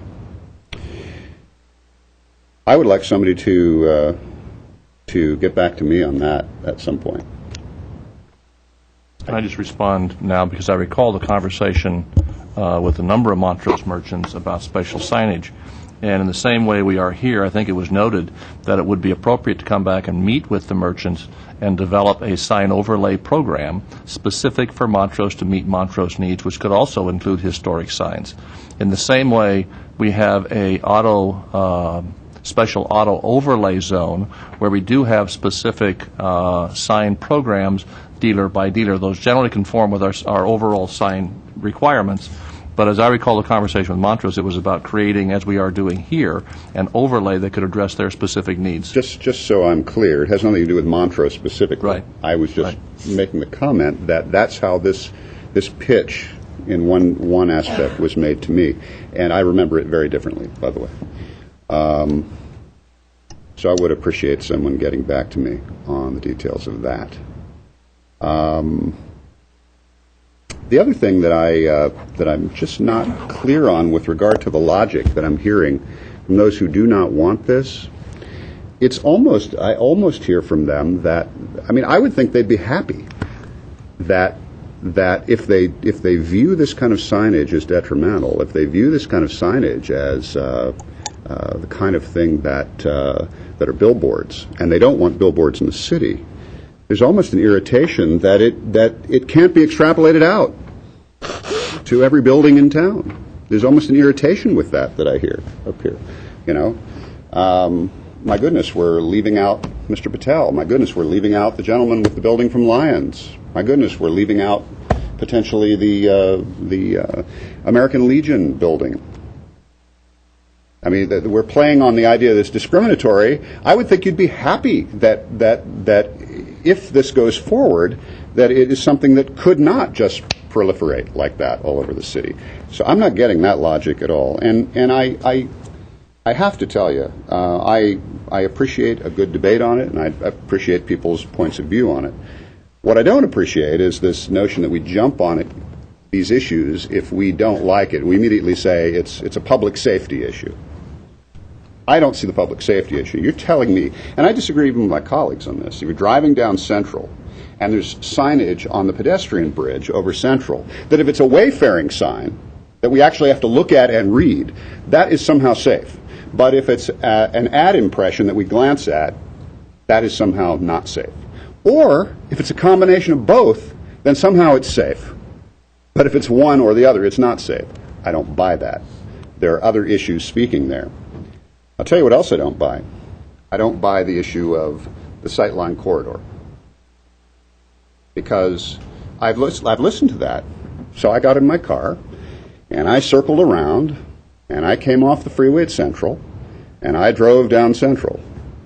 And if you're telling me that even with these high-powered binoculars that I wear, I could not, if you're telling me that I'm going to pick out a Coca-Cola bottle or a Target sign or a whatever, or wayfaring signage, from a mile and a half, mile and a quarter up, with lampposts and trees and buildings jutting out and cars, it's nonsense. You can't see it. You see a speck. You see a concrete speck. Mr. Weaver, I agree with you about that connecting bridge between the two. My only concern is, if that were there tomorrow, we'd have both entities up here today asking to put signage on it. No. If it was designed properly, and I spoke to the architect that designed Disneyland's bridge. He worked for Rick Caruso. And he says, Dave, I designed that, and he could design this, and it wouldn't be like the one that's up there now. You wouldn't be able to hang a sign on it. All right, Mr. Weaver. Be careful what you wish for. We heard that out here. Couldn't do it. Listen. I have a long history in this city of trying to protect the historic elements, the traditions, the history of our city. I still feel that way. And I'm also on the record over the years, long before coming here to the council, of speaking before this council and talking about the significance of creating landmark architecture that will become the historic landmarks for the future, because that's also a part of preservation. That's the part that even preservationists sometimes don't like to talk about. But here's the deal for me. What makes this overlay zone unique for me is that these are two unique retail entities. They're unique because of the number of retailers involved, the number of employees involved, the number of service businesses involved. They are unique because they are two singularly important, overwhelmingly fiscally significant economic engines for this city. And to my way of thinking, they dramatically impact the bottom line in this city in terms of tax dollars, in terms of our overall local economy, and in terms of employment. And the only reason that I'm supporting this, with the advertising on the tower and the advertising or signage of some sort on the pedestrian bridge, is that reason. If this were something that I felt was going to proliferate all over the city, I wouldn't be supporting it. I'm supporting it for those reasons. And some of the arguments, as I mentioned before, the idea that somehow putting retail advertising signage on a mall or two malls is somehow some ghastly departure that our residents or people visiting this city will be offended by visually or won't understand, just doesn't work for me. I don't know a soul who drives past, around, or through, in between these two retail entities that will throw their hands up and just gasp and go, oh my God, there is retail advertising on these two retail malls. What has this city become?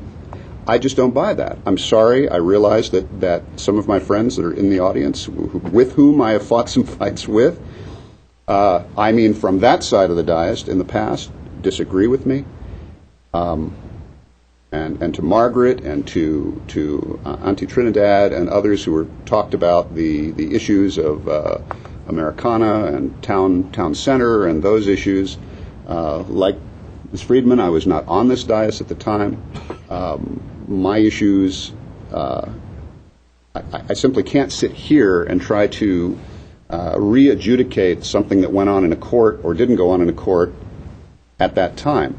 I have to look at what we have presented before us and how I think it will impact the city negatively and positively, weigh the two and see where it comes out. For me, I think that this overlay zone is a way to go, and I think it will be beneficial and minimally damaging to the aesthetic of the city, which is why I do believe, Mr. Mayor, that any participation in terms of the Galleria, and I single out the Galleria because it is a different program than we already have in place with the revenue sharing from Americana, that it should go to a public art fund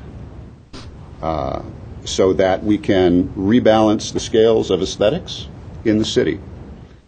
Thank you. That's where I am. Okay, for myself, I'm against visual pollution. Anything associated with billboards is a real turnoff for me. That's why I was very active in helping to get rid of the billboards along San Fernando Road, and there's still a number of billboards in the city that I would love to get rid of. I just don't think they work. They really cheapen the aesthetics. This particular overlay zone is going to have a minimal visual impact. I mean, we're talking about Central, which has become a main thoroughfare, Central between the Galleria and the Americana. So I don't think there's going to be much of an impact there. And the same with Colorado. This will be on the north of Colorado. So I just don't think we're going to have much of a impact on the city. As has been mentioned, we're talking about one zone. I'm willing to do this in this particular zone because, in fact, it will advertise the different items that are sold both at the Galleria and the Americana. So I think it's going to benefit the merchants.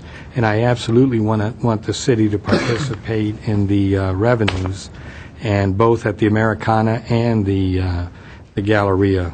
The city needs to get a financial percentage of whatever this advertising is sold for, because remember, it will go on into the future. So I'm prepared to support the ordinances. I'll wait for Mr. Weaver, who introduced the ordinance last week. So we'll start with you, Mr. Weaver, and Well, Mr. Howard. I won't be making a motion on either, since it looks like it's 4-1 to accept all the billboards. I mean, all the wall signs, whatever you want to call them. Still, I stated my position clearly, so Okay. vote obviously will be 4-1, so you figure how you're going to do it. Mr. Raymond. Mr. Weaver, I'm sorry to Oh, no, I'm done. jump in. I just, it dawns on me, I should clarify with regard to the bridge signage. I do support it. I support it for conventional advertising and or wayfaring signage as we see fit, but I will agree that with what I have heard from my colleagues, to leave it in the hands of the Glendale Galleria folks and our Director of Community Planning. I didn't make that part clear, and I should have. Mr. Howard, how do you recommend that we proceed? Mr. Mayor, members of council, I'm going to ask Mr. Garcia to come up to explain the options in 7A3. And while he's coming up, I want to point out one other option that's contained in 7A3, and that's in Section 7. That was the issue of the sunset provision. It's an optional provision, and I don't know if the council wants to have that included within the ordinance or stricken. It was something that was before you a week ago, and the council, some members of council indicated some reservations about maintaining a sunset provision, so it's now in the ordinance as an option, Section 7. Before we do that, is there any way we can bring Mr. Weaver in to join us in this? Absolutely not. The provision of the, I think our sticking point are the elevator and the bridge sign. There is a way to put a sign on the tower bridge. They don't want to look at it. Americana, they want it over the tower, which is an architecturally designed tower. It's unique. Are you talking about the Eiffel Tower or the One off a brand. the elevator tower? What I say. It's an architecturally designed structure. Very nice. And now you're going to cover it. There is room to put one there, just to the side of it, covering the walkway through. It's not as wide, but it can be just as high. It could even be longer. And it's not on the elevators, which have that nice design. It's a little narrower, but I'm sure the advertiser could work on it, but I'm not going to look at that option, so no. What if we instruct the planning director to follow that direction? To get it on the side, I'll support it. Because it's not safety. All this safety, whatever you I'm want to not. call it. Yeah, I can't visualize exactly what Mr. Weaver's There's a saying. you in the parking garage and you go to the elevators. You walk Right. to a connection area, right on the drawings. There's a connection. You walk across. It's open. You can look down, and then you get to the elevators. In that walkway area, which is 15, 18 feet wide, it'll work. Perhaps I'd have Mr. Garcia explain option 2, Americana elevator tower sign, and Exhibit B, pages 8 and 9.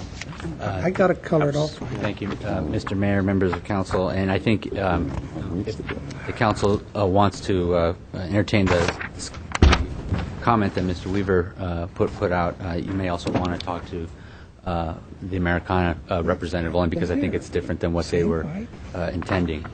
But there are two options with respect to each of the elevator tower and the bridge sign. Hold on, Mr. Yeah. No, I just want to clarify. I'm sorry to No, I interrupt think you, you just might so want- we're all on the same page. There's currently a sign, Mr. Limo, There's currently a sign for the Excelsior Apartments, or Excelsior Residences, where we're looking for the... Just to clarify it for you and make it real easy. Let's be straight about it. The reason we agreed and literally have hammered this out over the last 6 weeks with Mr. Hagani is we are not just covering an architectural element going away. And I apologize if everybody didn't make that clear enough. We're literally recreating, according to Mr. Hagani's guidelines, a new architectural element. We are recreating it. We're putting a small fortune into recreating and redesigning the entire tower. The reason for that is it will not work next to it. It doesn't fit in the sight line. It doesn't fit in the correct measurements. It changes the revenue significantly, and it blocks an open section of the garage to set it off to the right. So to set it off to the right, it's out of the view line. It's less pedestrian friendly, so Mr. Hagani won't approve it. And it actually takes away from what is an architectural element versus redesigning the architectural element. So I understand Mr. Weaver's concern, and so I believe so did Mr. Hagani. And that is why we have gone through already 2.5 weeks of design and more that will be completed when Mr. Hagani returns from his vacation to actually redesign the tower, redesign a framing element, and one of the suggestions we're putting to Mr. Hagani as well is below the sign to create a Welcome to Glendale wayfaring type of sign as well, so that when the marketing team comes back and tells you what they want to use as a phrase, this will be a place to display it. But it will not work next to it. It can't be done, and it takes us out of the business. It has to be 24 feet, 8 inches. Those measurements as put forth by Mr. Williams, the architect on the project, working with Mr. Hagani, was the size we had. So it has to be 24, 8. It can't be 18 feet, for instance. Yeah, actually 18 feet, that won't even sell. We don't have an 18-foot sign that they'll sell. I'm supposed to make a decision. I don't have any of this information, Rick. Well, I know that And Mr. if you Hagani want me- was here for that If you want me to information. support that, you ought to come back with that new design. I'm flying in the blind. I apologize, you're flying in the blind. I know this information was provided in various ways at the last meeting, but I will tell you this.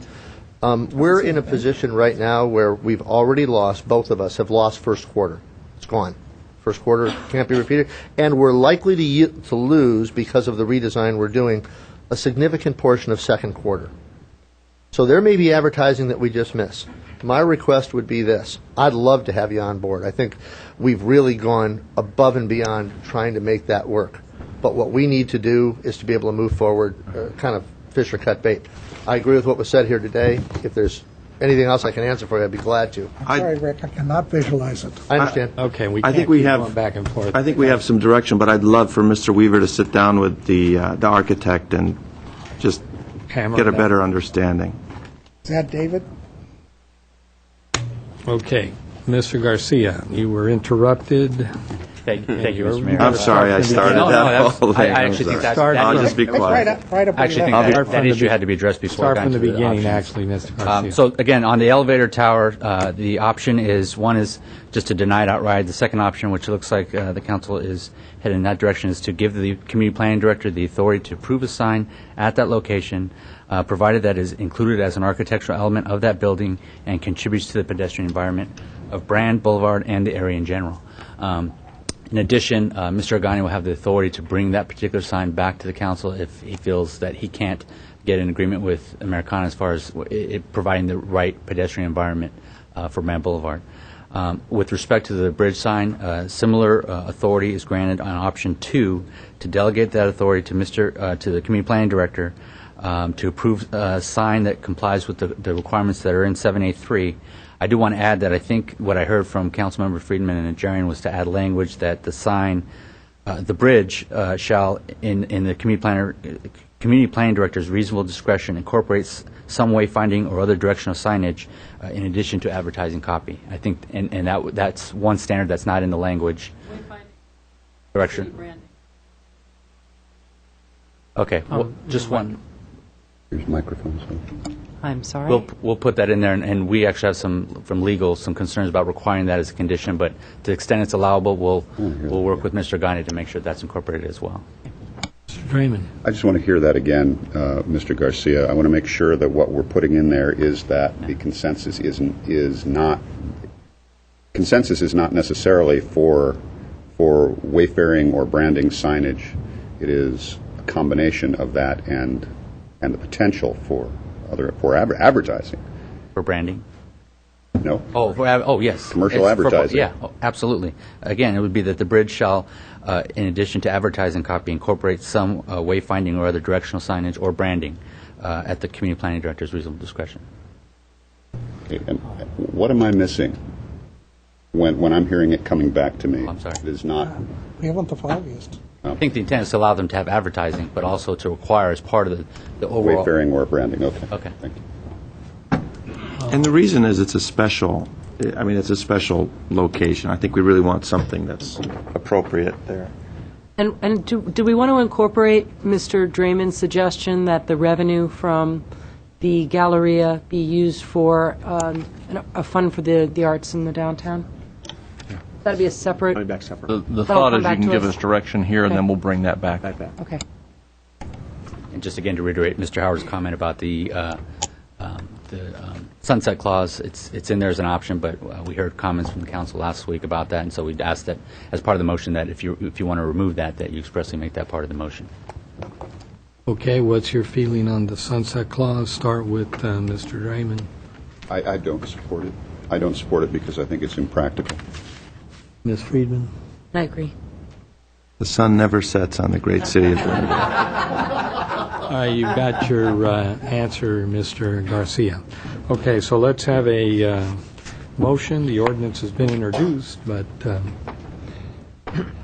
we need a motion, Mr. Howard. Yes, the ordinance has been introduced. You need a motion to, and you've got three items actually in front of you. You've got the resolution at 7A1, so you might want to take that first.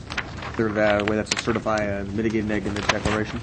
Then you can entertain 7A2 separately, and then 7A3, which is the ordinance that's we're going to require some statement on the record about which options and the additional language as suggested by Mr. Garcia. Okay, I will move 7A1.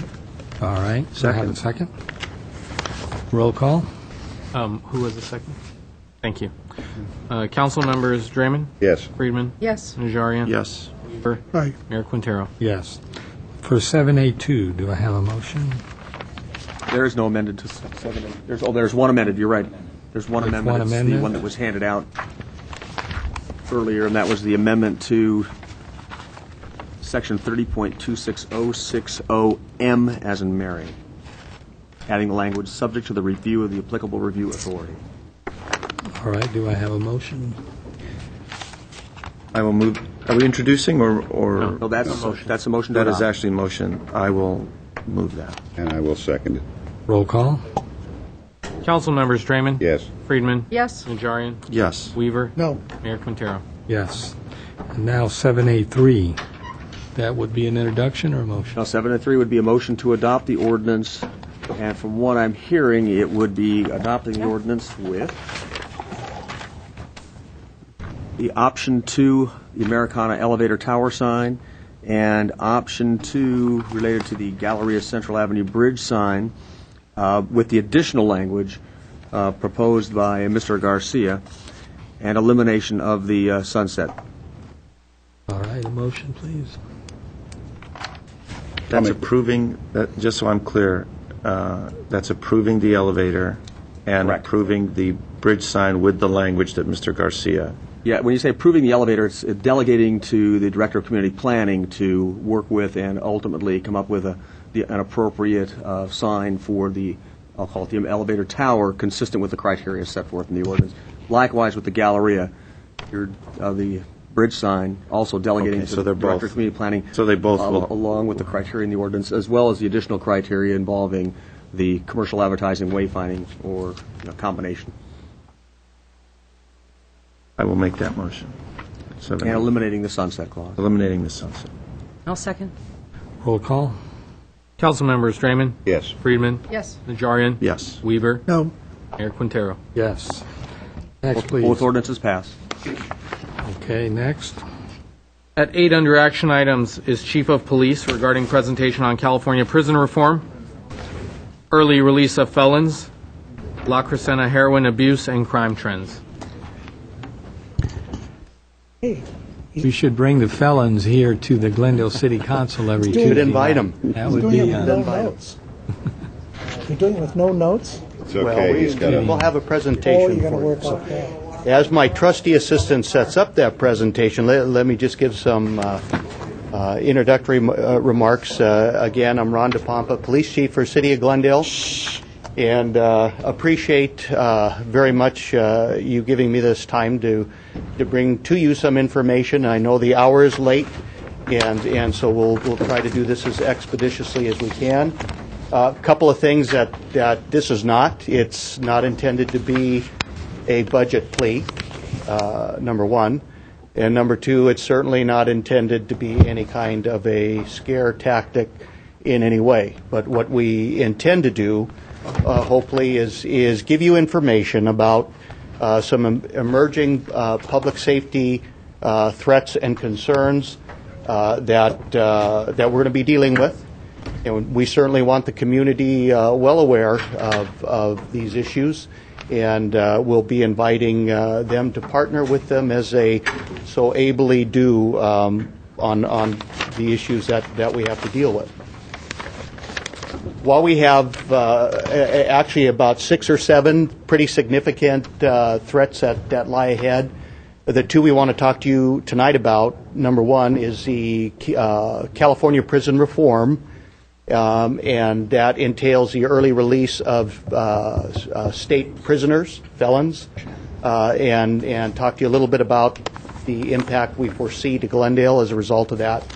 And secondly, what's occurring in our North Area Command, La Crescenta, specifically in terms of crime trends, gangs, and drugs that we're dealing with in that area. So these are two important trends that we want to deal with. First, the California prison reform and the early release threat to public safety. But before I actually get into that,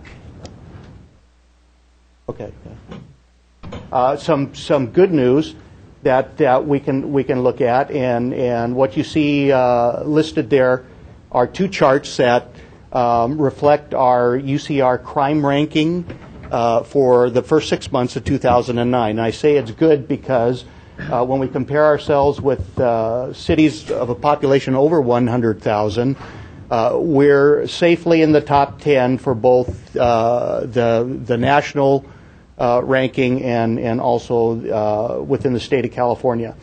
And that's good. Obviously, we are all well aware of our desire to remain with that kind of safety notoriety for the city of Glendale. It's important to our residents. It's important to our businesses. It's important to the community overall.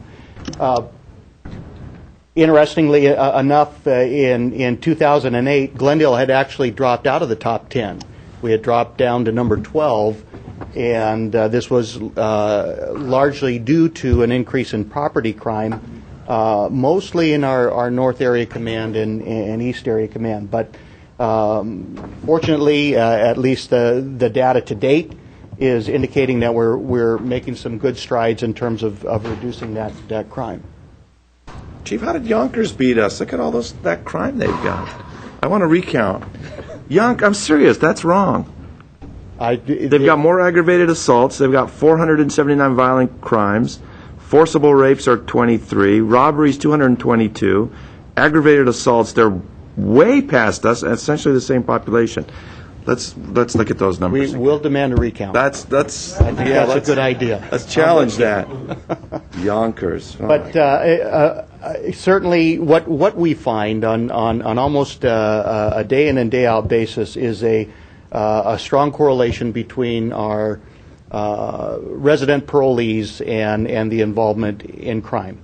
And what this chart represents is that certainly most of our resident parolees are located in the southern area of the city, and we have some pretty good densities with those populations there.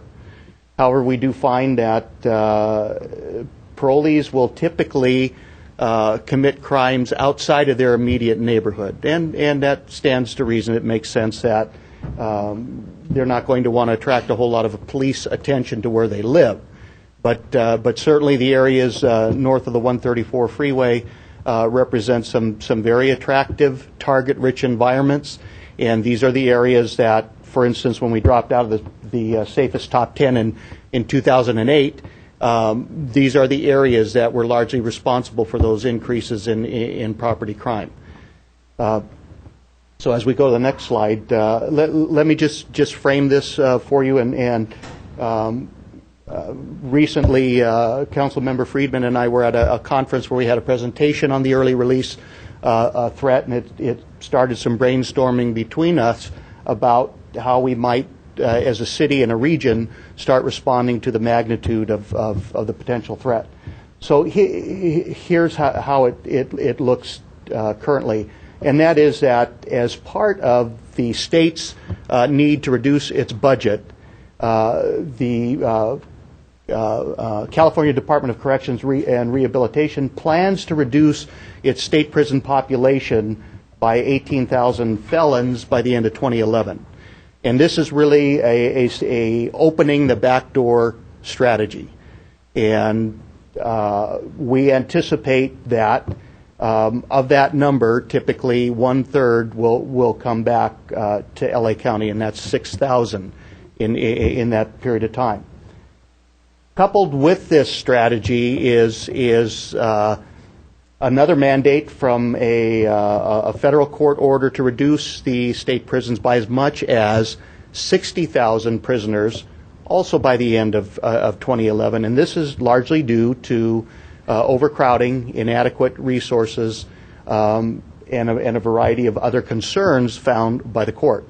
So part of the Department of Corrections plans here are to close the front doors. In other words, find ways to divert would-be felons that typically under normal circumstances would go to state prison will not. They'll go elsewhere. And a big part of that will be keeping them and dealing with them at the local level with our own county court systems.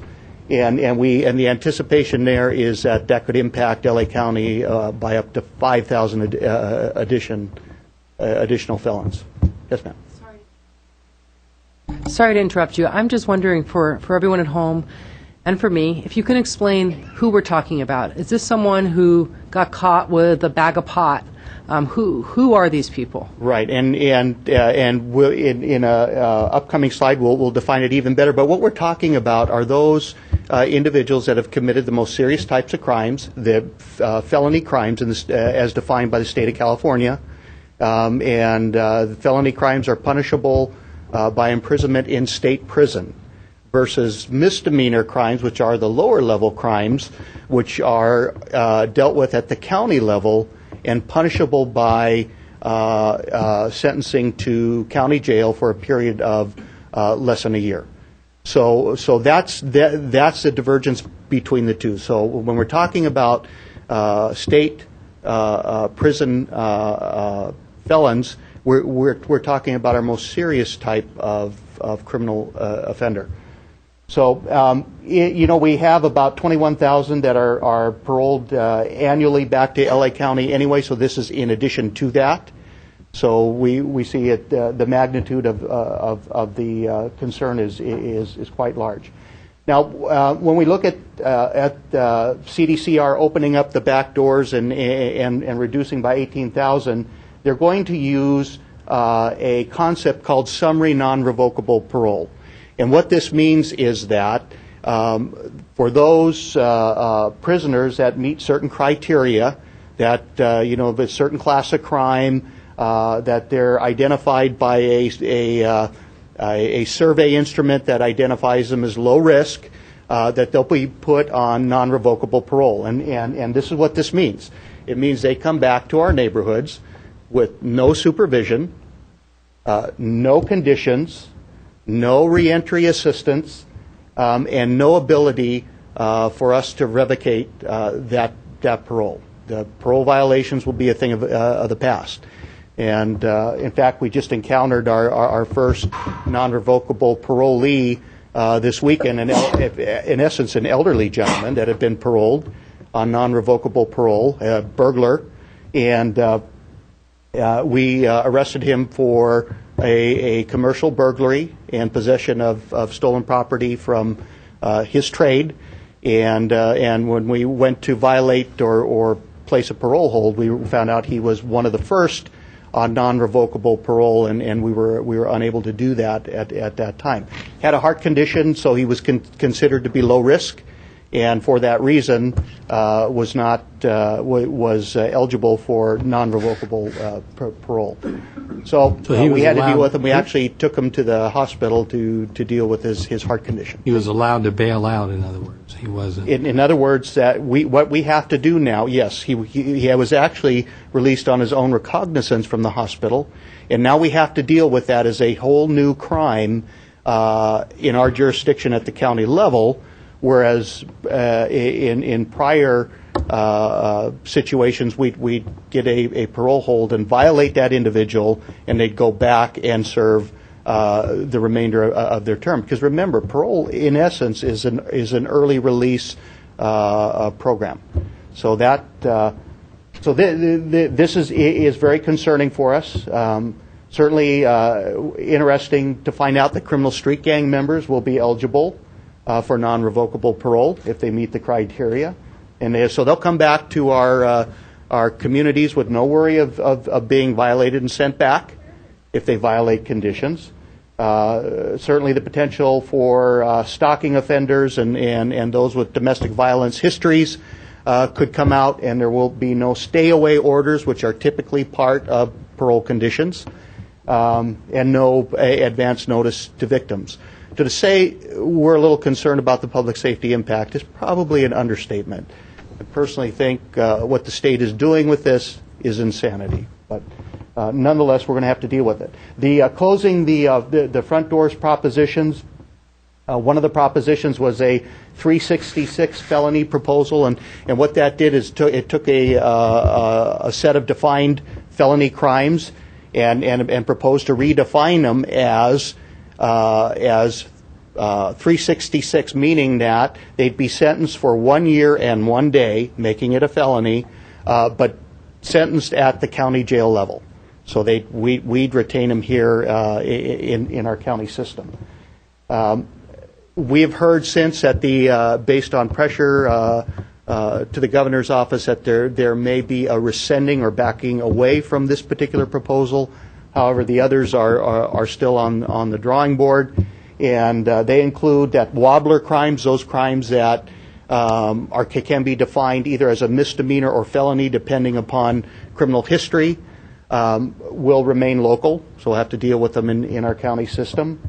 Adjusting the felony dollar threshold for property crimes, so when a certain level threshold, it equates to a felony and opens the door to a state prison sentence. That'll be adjusted upward, and so the bottom line is that these new cases will fall on the backs of the local jurisdictions to deal with at the county level.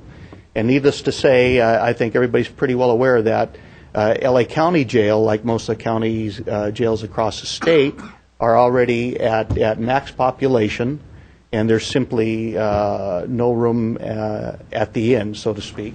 And so what we're really talking about is, in essence, a revolving door policy that's going to put offenders back on the street. So as we go to the next slide, this is very concerning because we really have a perfect storm environment.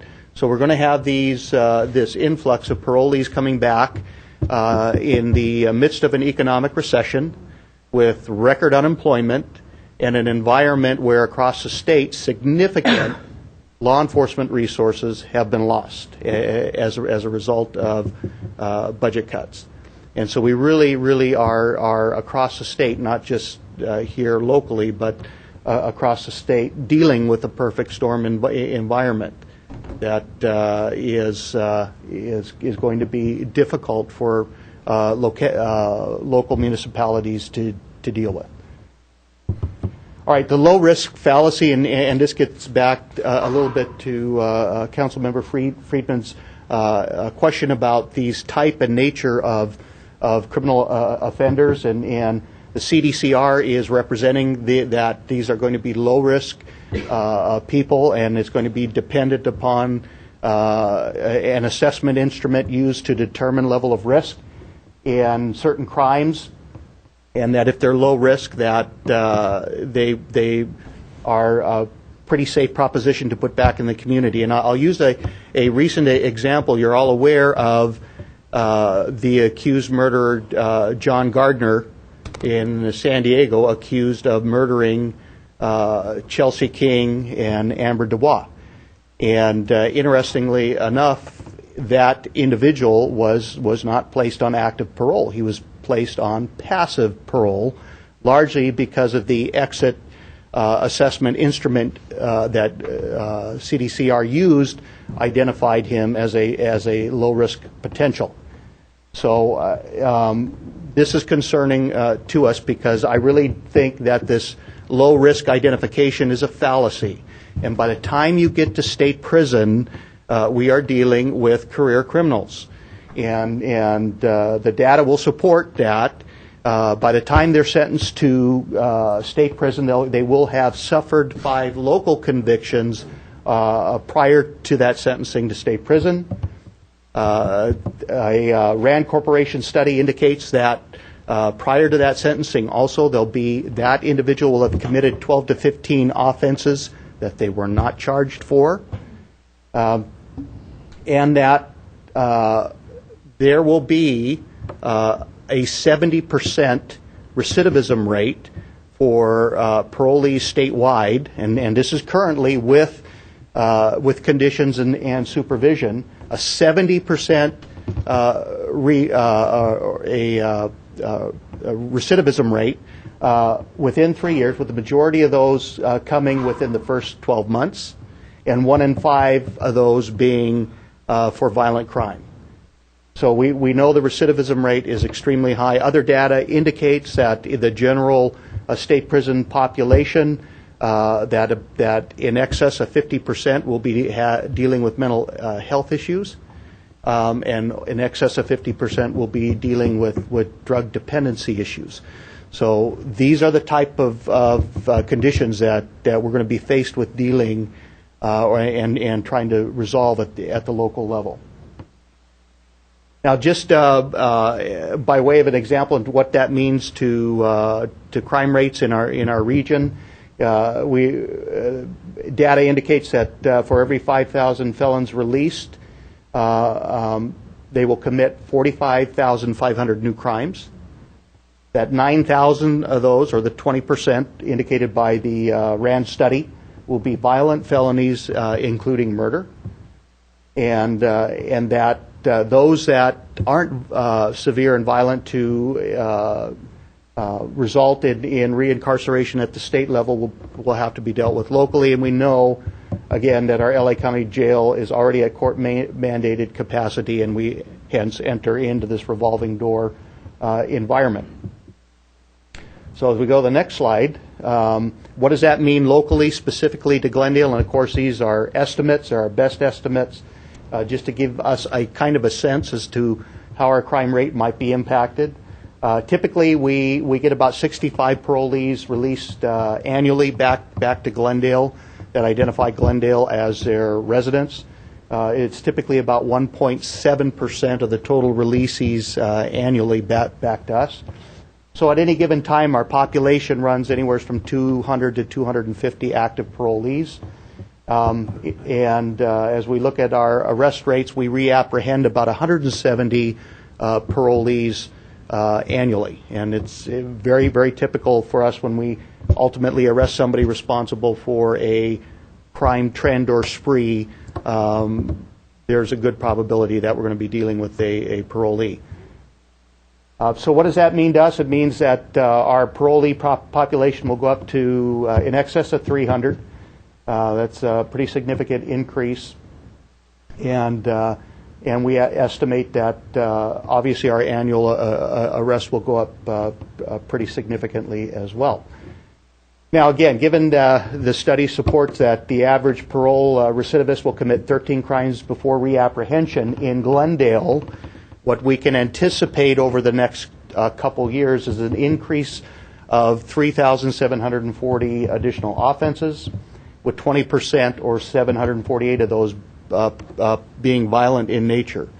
So when we go back to that good news charts I showed you at the start, you can see that the impact could have some pretty devastating results in terms of our overall crime ranking as we look comparatively with other jurisdictions. So what do we recommend doing? Some things specifically for the police department that we want to share with you. Number one is, even though we're quite limited in terms of supervision and conditions, local law enforcement can still do compliance searches. And so we plan to do that on a very regular, reoccurring basis. And we're going to, again, our proactive crime fighting units will be very important. They will serve as impact teams that will go out and do these contacts. So gangs, our narcotics, special enforcement detail will be all heavily involved. We're also exploring the possibility of a regional effort, most certainly within the Tri-City region, but maybe even expanding beyond that, and are talking about the possibility of maybe a task force approach in that region. Chief, I have a question. Your compliance searches, what would you, can you give us more details on that? How would you go about justifying contacting the parolees? It's justified. We're allowed and authorized under the law. Local law enforcement can go and make a compliance search, and what we're checking for is to ensure that the parolee is living a law-abiding life. And so we can go in. We can do a limited search. We can have a limited interview with the individual.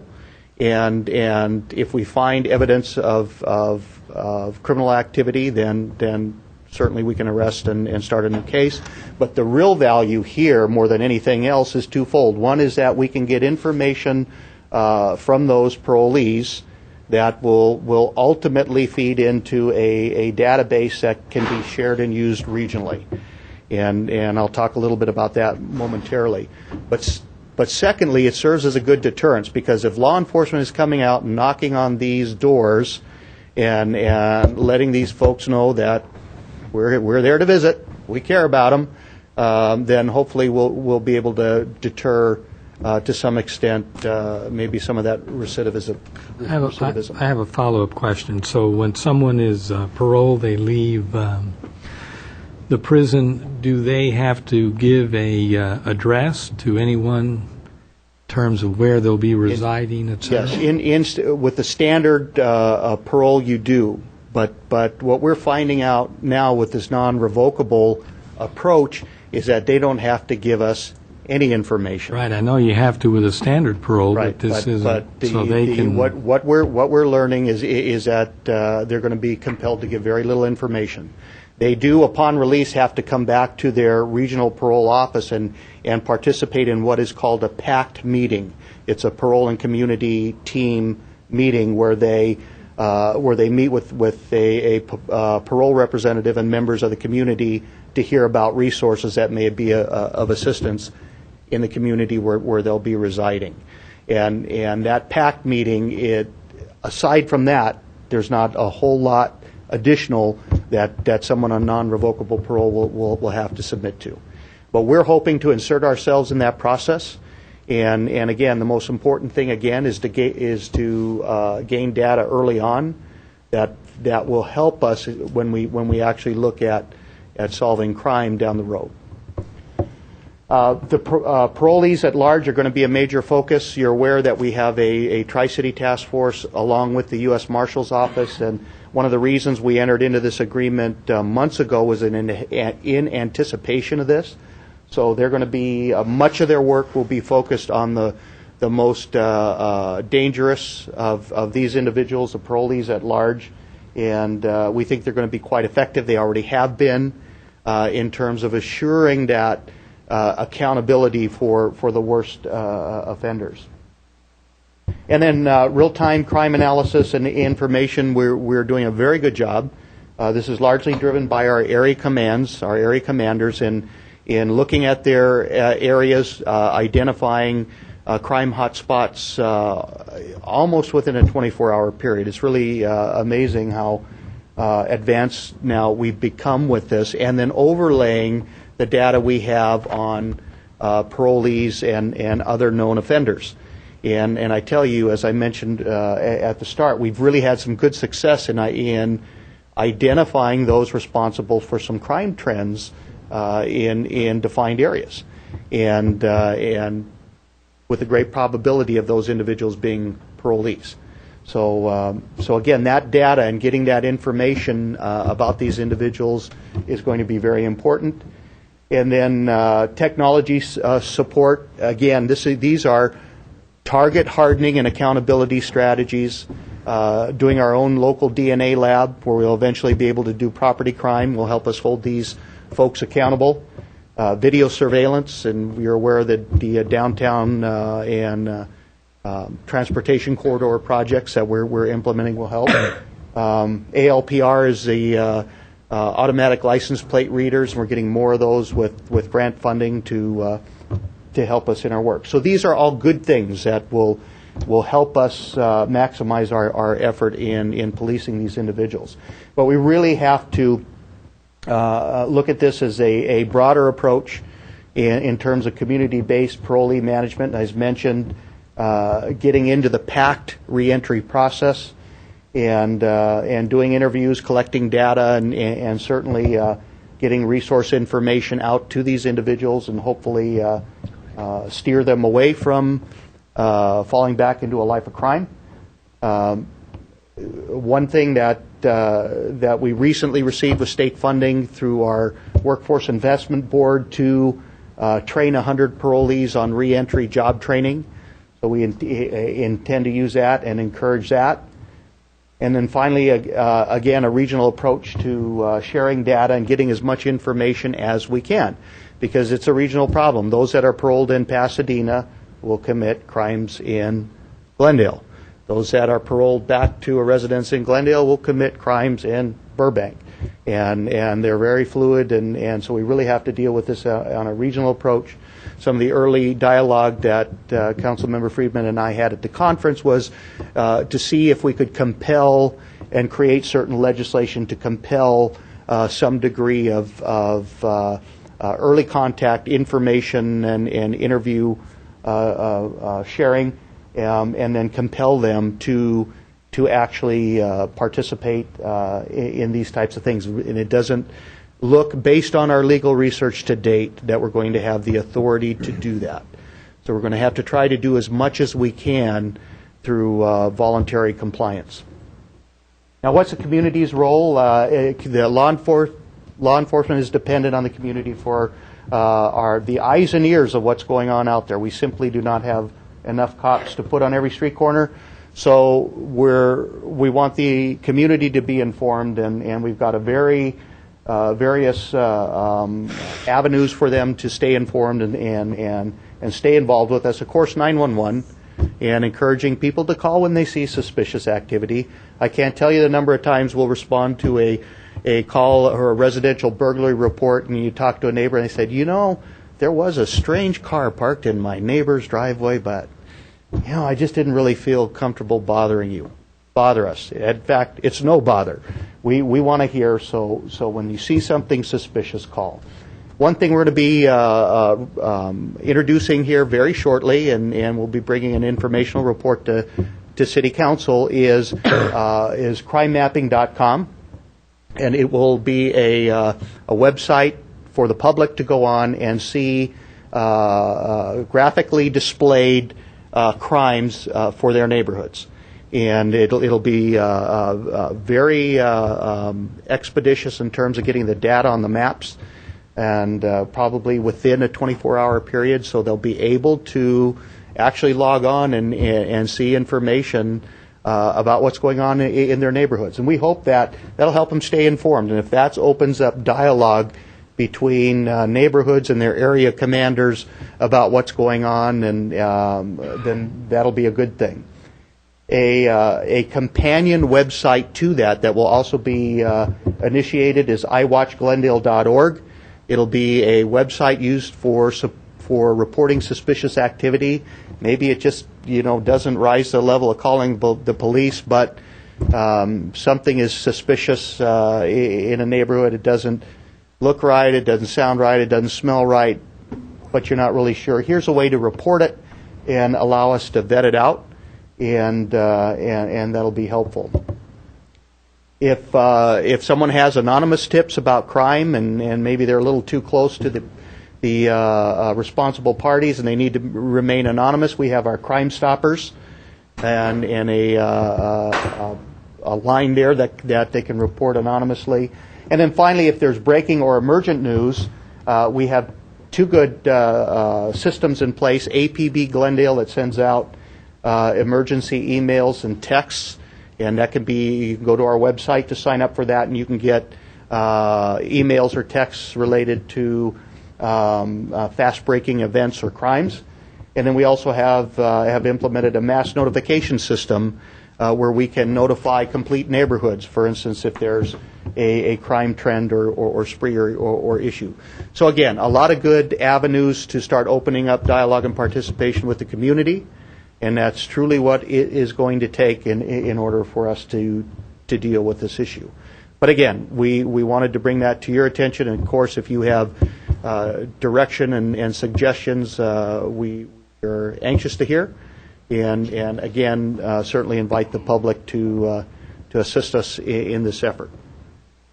So that's the early release threat, and if you have any specific questions related to that, I'll entertain them now. If not, we'll talk a little bit about La Crescenta. Okay, well, let me start by saying I'm happy you're in a proactive mode, and especially coordinating with the two other departments. How about with the LAPD? You're also... We have had dialogue with LAPD. Of course, they have a much vaster area and more greater concerns than we do. But we have been partnering with the county sheriff as well, and the sheriff Lee Bach has been very proactive in terms of developing very much the same type of approach that we're pursuing here. And so we've been working with his staff, and of course we've got our partners in the La Crescenta area that will be part of the regional effort. So certainly our efforts will involve both the Sheriff's Department and LAPD. Okay. Ms. Friedman. Thank you, Mr. Mayor. I would like to suggest that we take this item separately from the La Crescenta item. I think we have a member of the public. I'm not sure which he wants to speak on, and I have some comments to make separately, so however you want to do it. Okay. Do you have any questions or comments, Ms. Weaver? No, we're just encouraging people, anything you remotely think is suspicious, call. You never know. Let the police decide if that is... Absolutely. That's nothing. Absolutely. If it's nothing, we'll determine that, and we'll have a peace of mind. And we won't be penalized for calling. Not in the least. Okay, I was just told that they're the same item, although I think that they're two different subjects, basically. They're two different subjects. So I will just make a few comments, which is that, first of all, thank you very much for coming in and making this presentation and for your plan. I know you've been working really hard, and your department's been working very hard to come up with some contingency plans on how we're going to deal with this. As far as I'm concerned, the situation is completely unacceptable. And I'm so disappointed that we're even being put in this position. You know, it's one thing for people to be arrested in due time and be put on parole, but what's really happening here, as far as I can see, is that they're being not even made to do their time. They're being released early without finishing their sentence, or even part of their sentence, or they're not even being taken to jail in the first place. And I'm just completely amazed that out of all of the things in the state budget that the state of California and our representatives at the state level can find to cut, that this is one of the ones that they would enact. I just can't believe that in that huge budget in the state there can't be other places that we could find to save, and that instead they're going to risk public safety. And everything that I had heard in the press for a long time was about how these were nonviolent, low-risk offenders. And I learned just the opposite as I looked into it, that these are high recidivist offenders. These are violent offenders. These are felons, career criminals, exactly the kind of people that we spend so much effort trying to catch. And now, when we catch them, we don't even have much hope that they're going to be doing much time. And I just think that it's outrageous. And I would urge people at home, if you feel the same way, to let your representatives know that this is not acceptable. Because somehow this has managed to fly under the radar. And we have not heard much about this in the media. Until people start getting killed, nobody hears about it. And I think that if people are as upset as I am, to please send letters and let your state representatives know. And I can just promise that I will work with the chief and his department as much as I can to help enact whatever we can enact at the local level to deal with this, because we are a safe city, and it's vitally important that we remain a safe city. And as much as you said, don't be alarmed, I'm worried. And I think everyone in this room is worried. And the work programs are great, and I think we need them. I don't have much hope that that's going to, really reform these people at this point. So if we can't send them to prison, which it sounds like we can't in a lot of cases, I just don't know. But I'm very disappointed in our leaders at the state level, and I hate to say that, but I just think this is the wrong way to try to save money. And we absolutely appreciate all your support in this. We think it's absolute insanity. I've told the governor's office that, as well as the California police chiefs have been very, very vocal in expressing the concern that's felt statewide.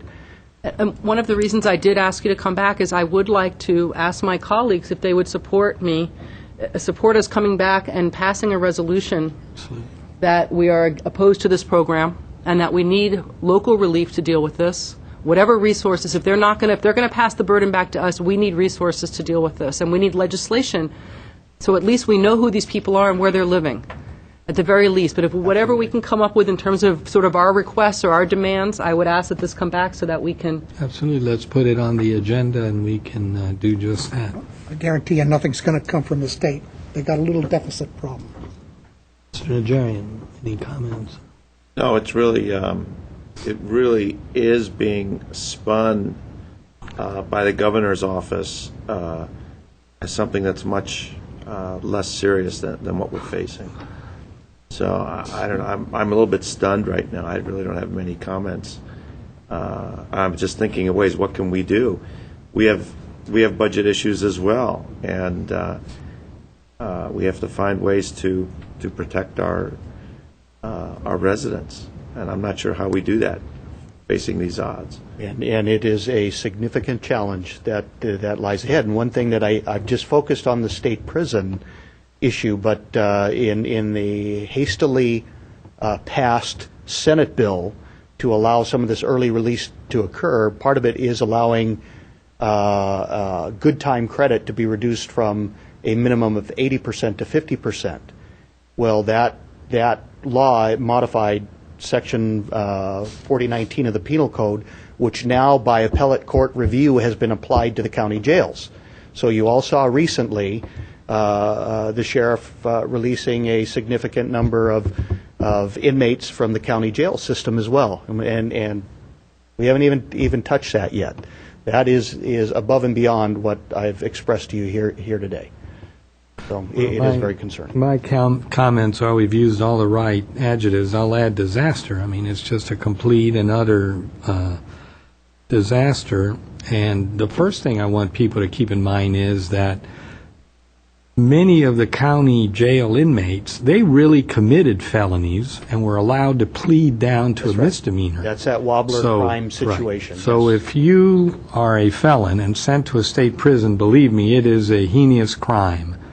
And here they are. They're back. I've been aware of this for a number of months, but I did assume that at a bare minimum, if this meant that every quarter or even every 6 months, you would have to register, you would have to let the authorities know where you were living. And there isn't even that in the provision, because that alone would give you some tool. Right. They would have to come up with some address that you could pursue in a future investigation.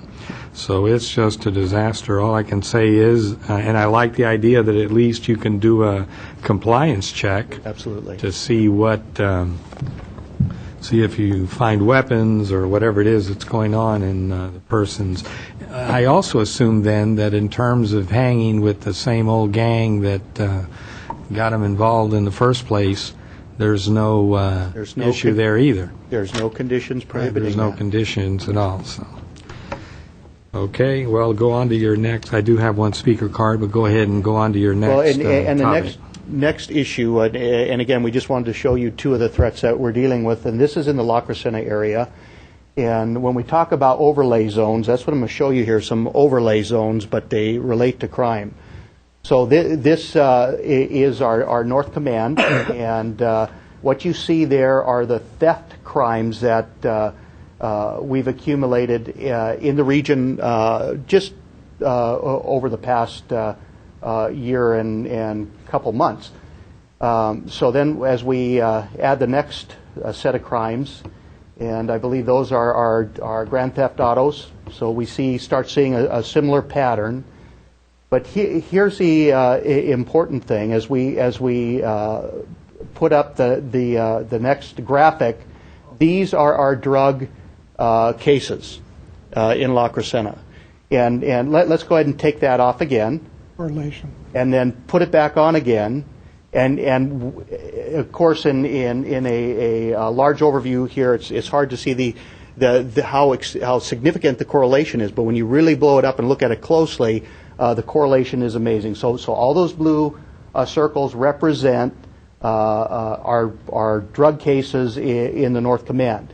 Now, one of the most common crimes associated with the drug trade, drug abuse, drug addiction is auto burglaries. And so let's go ahead and, well, the black that's on there, those are residential burglaries. So again, you see a very similar overlay pattern.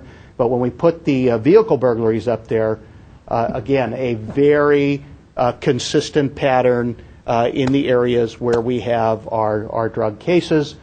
And then how we correlate this all and know that there is, in fact, a very significant correlation is with our arrests. So we put the arrests up there, should be the next, and you can see the very, very consistent pattern.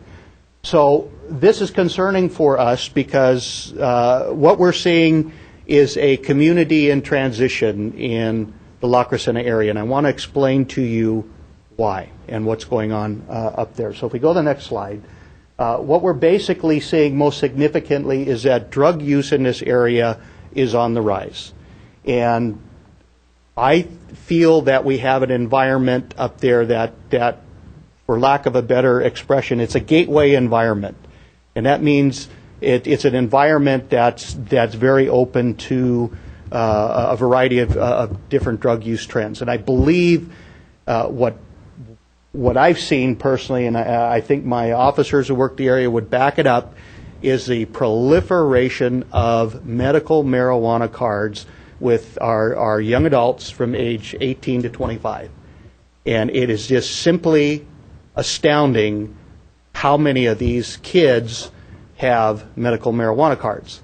And just to the west, in Sunland, Tahunga, they have a proliferation of pot stores in which to obtain that marijuana with their medical cards. And it creates two problems. One, a very increased personal use level of marijuana, much of it very high grade sensimilla. And number two, a ready source for these individuals to become marijuana dealers back in our area in La Crescenta. And we're seeing that as a very real trend. I think that's created a gateway environment that's opened the door to a more serious concern, and that's the influx of a variety of different opiate drugs, the most sinister of all being heroin. And we've seen a major increase in heroin use among this age group and younger through the process of smoking the heroin. It gets away from sticking a needle in their arm, so it's obviously more appealing to the youth to smoke the heroin. The sinister thing about smoking is it is a fastest route of administration to the brain. Therefore, the high is greatly intensified and the potential for addiction goes up significantly. So we are dealing with quite a few addicted youngsters in this area.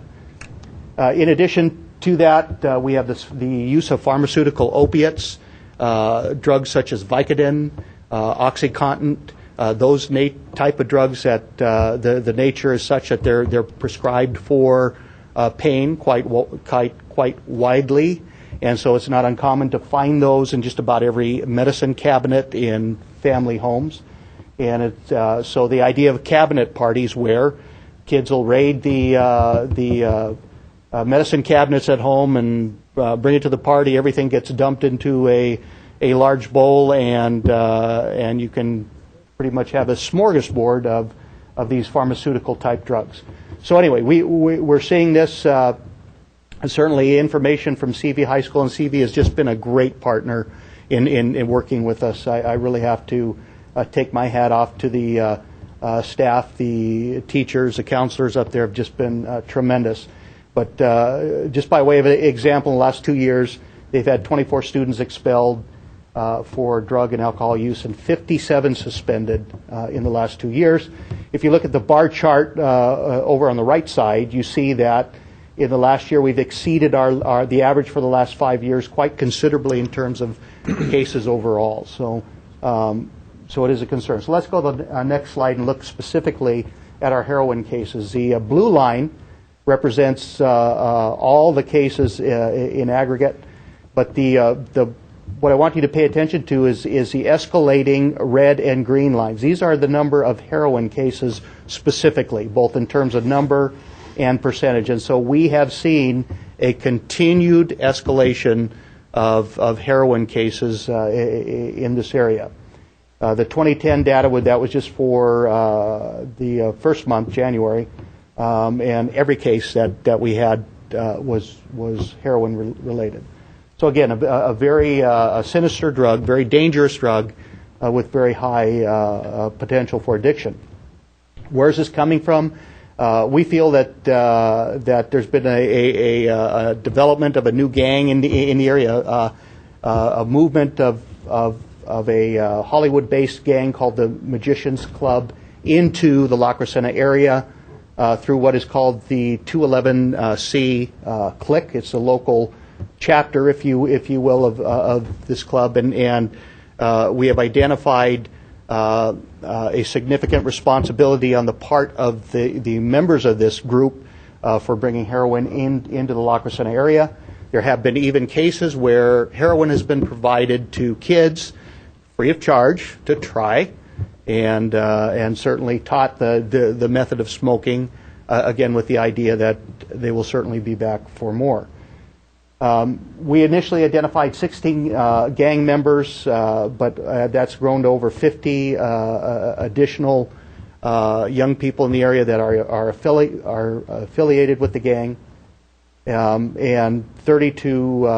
Now we're at 32 identified members and associates currently, and so we think they have a pretty significant influence over a large amount of the kids in the La Crescenta area. Here's an example. Young man, there's a Crescenta Valley High School photo. Sean Marshall at CV.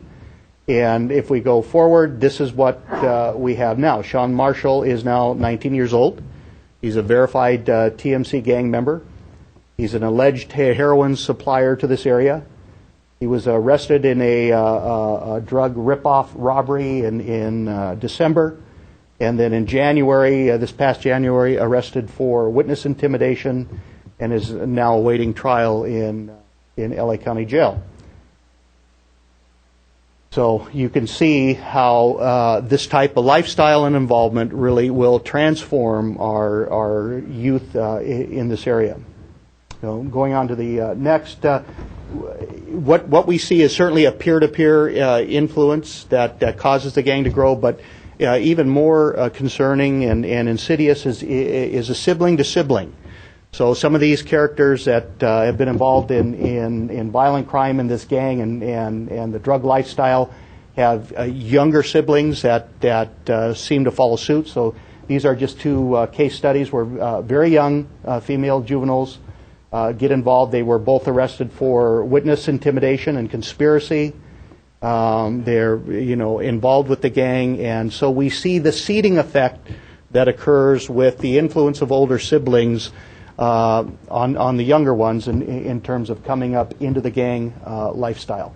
Our concern here is that becomes a sustaining issue and problem in the area that becomes very hard to eradicate. So next. Here's another individual that's a local product, Jeffrey Marquecho. He's a verified, again, TMC gang member. Prior crimes include residential burglary, auto burglary, sales of narcotics. Arrested in January 2009 for 5 counts of armed robbery, and currently in LA County Jail. And what we use this illustratively is to show the very short transformation from a high school kid going into, clean-cut high school kid, ultimately coming out a few years later as a hardened criminal. And so this is very, very concerning with this group. Looking at the group, again, we've identified most of the key players. Obviously, the juvenile members are not identified there, but we can see that we've got very specific information on these kids, and as such, we have the ability, hopefully, to take some very proactive enforcement and really focus it on their criminal enterprise. So again, we are a community in transition up there and wanted to bring it to your attention. We've certainly dealing with the gateway environment, the seeding of criminal street gangs and emerging public safety concerns where we're starting to see a new generation of hardcore drug users and career criminals in that area. Again, strategies, proactive and assertive law enforcement, and I'm very, very pleased with what our area command has been doing up there. Our area commander is Lieutenant Ian Grimes. Matt Zakarian is the senior lead officer assigned. We've got several patrol officers that are working very closely with the group, Officer Joe Allen and such, and they've brought in the resources from our narcotics unit to really focus on it. And I think they're making some really good progress. And we're starting to see that in the reduction of self-initiated drug cases and reported crime. So they're making good progress, and it's helping. But I also think what's been so supportive is the community partnerships up there, the community, the school district, Crescenta Valley High School, the police department. We've all joined in the formation of the CV Drug and Alcohol Prevention Coalition, and they're taking a very assertive stance in terms of prevention strategies to deal with the issue. But again, I think that the overall message is that for years and years and years, La Crescenta just seemed to be untouched by a lot of the big city ailments that we'd experience elsewhere in the community, and we're really starting to see a change in that environment now, and so it is a challenge for us to address those public safety concerns. But again, it's important for the community to be aware. It's important for them to know that we're aggressively working the issues, and that we certainly invite and appreciate the partnership with them in this endeavor. So that's what we wanted to bring to your attention tonight. And again, I'm sorry for the late hour, but it was important to get that before you. No apologies necessary. Have a seat, and if we have any questions, we'll get back to you. We have one speaker card. Herbert Milano.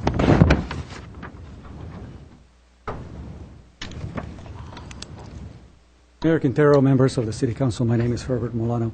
I want to applaud Chief DePampa for bringing to the attention of the public this increasing issue and for his proactive policies. I think it's a wonderful thing to have this kind of report, and it is my hope that he presents those reports on a monthly basis. The chief mentioned several times that the release of these criminals or parolees will come back. Will come back where? Well, my thinking is that they'll come back to where they came from. And generally, they are coming back to southern Glendale. So it is my hope that the City Council will really look carefully at perhaps a policy that can help us stem this problem. If they're coming back, they're very likely coming back to apartment buildings. And if landlords have a truly significant proactive approach towards tenant screening, especially for criminals, I think it would be a great way to basically prevent them from even coming in. The source of the problem is money. As you all know, California has a significant budget constraint. But that budget constraint has been caused primarily, or stemmed from 1998, when Governor then Chief Gray Davis approved an increase in the pension system for the prison guards to what is called the 3% at 50. That has caused a significant explosion in the amount of the pension portion of the budget. And it was then taken on by the rest of the police officers associations throughout California, and by the fire departments as well, putting a significant constraints on the budgets of not just California, but the cities as well. Texas does not have this kind of problem. California does, when it allows a person who worked for 30 years to get 90% of his last pay, and oftentimes they're spiked during the last year, and so they're basically making in retirement twice what they ever made while employed. So the solution, if I may, want to wind up a couple of things? No, that's your time. Thank you. That's my time. Yeah. I wanted to bring two other solutions concerning youth. Right. Well, you'll have to do it at another time. I see. I thought it was really Next. important. All right. Thank you, Chief, for the report. Ms. Friedman.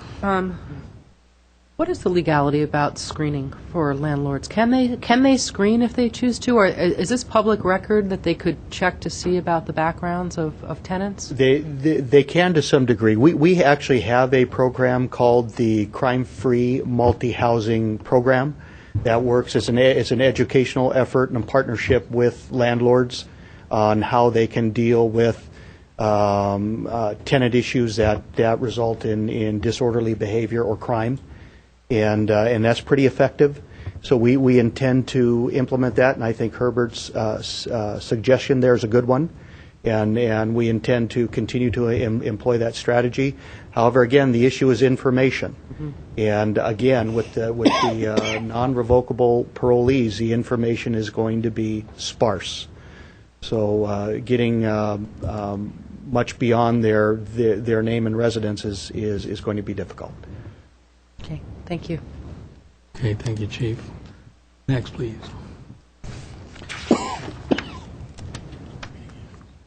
Okay, well, next is oral communications. All right. Juanita Hanna, followed by Margaret Hammond. Okay, thank you. And at this point, discussion is limited time. Is not part of this agenda. Each speaker is allowed 5 minutes. Council may question or respond to a speaker, but there will be no debate or decision, and the city manager may refer the matter to the appropriate department for investigation and report. Thank you. Good evening, Mayor, Mr. Mayor, and City Council members. My husband and I live on Chevy Chase Canyon Drive. Our home was built around 1950, and we purchased the home in 1985. We rented it out from 1985 until 2007 in its original condition, inside and out. We have a grandson that is autistic. Our son asked us to come back from Arizona to help with him. So we decided to move back into our rental, but it needed complete remodeling, inside and out. We completed the 2-year project, all except for the front landscaping and the new driveway. When we went, you have to bear with me because this is all new to me. I've never spoken in front of him. Take your time. You have. But I'm here. 5 minutes. When we went to the city to pull a permit, the lady at the planning desk told us that a permit was not required if we were not going to make any changes. We proceeded with the project. Our contractor said he would like to pour the concrete on Saturday because there would be less traffic on Chevy Chase. He finished the grading and the rebar on a Tuesday and said he would be back Saturday morning at 7:30 to pour the concrete. The following Monday, we received a call from the neighborhood services. They wanted to come to our home and show us that we were in violation of the city code. We have been pursuing a resolve for this unjust demand by the city of Glendale to cut out and remove a turnaround area. As you well know, the S-turn in front of our home is very dangerous. We've already experienced an accident right on our driveway by a young man chasing another vehicle, and it overturned and just came maybe a foot from our vehicle. And it took out our neighbor's mailbox and ours. I mean, it was pretty. I mean, he got cut up and everything. Chevy Chase is pretty, it's like a little a highway. On our side of Chevy Chase, one home above us and 4 below have turnaround driveways. And across the street, there are 2 that are fairly new. My husband and I have been talking about this, and, had we gone to the city and they would have said we needed a permit, we would have got a permit and done exactly what was on there, like we've done with the rest of the home. And someone would have come and said, okay, this is good. No, can't do that. But we didn't have that. We just had a lady tell us, you don't need a permit if you do the same thing. We did the same thing. We didn't do anything different. But we did build a little wall on the site to cover the trash cans because we, like I'm hearing all night long, you like a beautiful Glendale. We like a beautiful home, But that turnaround, now that I bring my grandson or we come in and out, even if I'm going to the right, I can't turn right on my house. I can't. I tried it too many times. And it's crazy because there's a blind side. So I have to go up the street, turn around, and come back. That's the way I get out. But it's just there's just a blind side there. And so, and this turnaround was put on our property over 60 years ago. And the traffic has increased, and so has, the pedal to the metal going up Chevy Chase. It's crazy. So anyway, it's just very dangerous, and I just want you to, have some grace for us. Okay. Well, thank you. Look, we don't answer directly right now. If you'll have a seat, I know you've been here all night, but okay. But if you have a seat, then I wrote another little thing here, and it said. Go ahead. You have. No, I didn't. Is that 5 minutes? Do we have her phone number? So. No, not yet. But I was going to say we do have the phone number. I did get Ms. Hannah's phone number. Okay, and we're going to be able tonight. We'll thank you address a few of your issues. What else did you have to say? What else did you say you had something else? Just that I wrote, you know what, it's been so long that I wrote this earlier. We spoke with Sam Engel. Told him our dilemma. He said that he would look into our case and call us back. He never called back, so we left a message, and he still hasn't contacted us. Okay, well, have a seat, and then later, when I get through with all the other cards, then we're going to talk a little bit about it. Thank you. Okay, Margaret Hammond, followed by Al Hoffman. Good evening again, Your Honor, members of the council, staff, and audience. My name is Margaret Hammond, and I'm sure most of you know I've been here 50 years. And when I came, it was a wonderful little city. It was a small town. I said this over and over. It's why I came, why I chose to live here. I had come from a big city. I came from the city of Toronto, and it's a big city. It was a big city many, many years ago, probably before L.A. was around. And I enjoyed it, and that's the way I feel that it was wonderful. We didn't have the traffic and so forth. Okay, progress. You call it progress. I call it Hollywood Boulevard, as I say, when you start allowing the signs up on the buildings. I quit going to Hollywood. I couldn't stand it anymore, the looking at those signs, but that's all right. The one thing that does bother me, if, for instance, talk about going to the public park in Americana. I tried that. Walked on the grass and got threatened that I was going to be arrested. Public park, huh? They must have known you were the councilman to allow you to walk on the grass. But anyway, I do enjoy living in Glendale, and as I say, to put it down that we have enjoyed how we live for many years. I don't care if you want to have some signs all over. I don't, and that's my opinion. And I fought against it, and I will continue to fight when I think it's wrong for my city to be abused in a way that will deteriorate it and make our quality of life go down. I'm going to be 81 in a couple of days, and I will still be here fighting 10 years, 20 years from now, as long as I can get up and get in here. And when I have an opinion, I will come and do it. I don't care if you make fun of me. I don't care if you're whatever. You can do whatever you want. But I will continue to come and speak my piece and stand up for what I think is right for my city. And that's all there is to it. Thank you. Thank you. Al Hoffman, followed by Herbert Milano. Good evening again, Mayor, and Council, and staff. Al Hoffman. I had something else I want to speak about, but based on Chief DePompa's presentation, we saw his first part at our March 1st Coordinating Council meeting. Chief couldn't make it, but Captain Rock gave it, and all our homeowners really were just thrown away by this whole thing.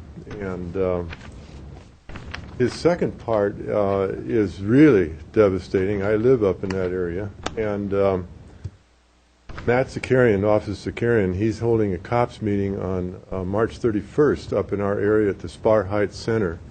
And we're trying to get people involved in the neighborhood watch and block captains in my neighborhood, and actually got some interest. Beverly Gingrich and Hendricks, they've all called me, and they're going to come that night and be block captains, which I've been trying to do for a long time. And it's important that we all look out for everything. But I'm going to talk to Matt to see if he can get this presentation about the drug use and everything going on in La Crescenta. I think that would be really something we need to see up there in our neighborhood. What I came specifically for was I'm on the focus group that the redevelopment agency is holding with, they have a consultant from Nashville called North Star Consultants, and we had about a dozen people there. Basically, when we all got out of the meeting, we weren't exactly sure why we had to have a consultant to do this from out of town who doesn't seem to know anything about what's going on here, but is trying to find out from us what we need. And the bottom line, it all came down to transportation and traffic in Glendale. And the use of trolleys came up, running up and down Brand, and that was basically one of the things we have to do is move people. And the two things that came up is they want to connect it to the transportation center so that out-of-town people can go from the Metrolink and take transportation up to our shopping areas, and likewise the Burbank Airport. And Councilman Najarian, we don't want that station out there closed down, because that's really vital to getting people into Glendale and from the airport. And they're talking about closing it. So I wanted you to know from our group, transportation, traffic was the main theme on everything we're trying to do. If we can't get people moving up and down Brand and going to all the stores, not just the Galleria and the Americana, but all the stores up and down Brand, they all need to have this help. So I think it's important that we really focus on doing all we can. We talked about it on the Downtown Specific Plan joint work, or the session a couple of years ago, and we needed this, and so far we haven't been able to bring anything to bear yet, so hopefully we'll be able to do that. Thank you. Thank you, Mr. Hoffman. Herbert Milano.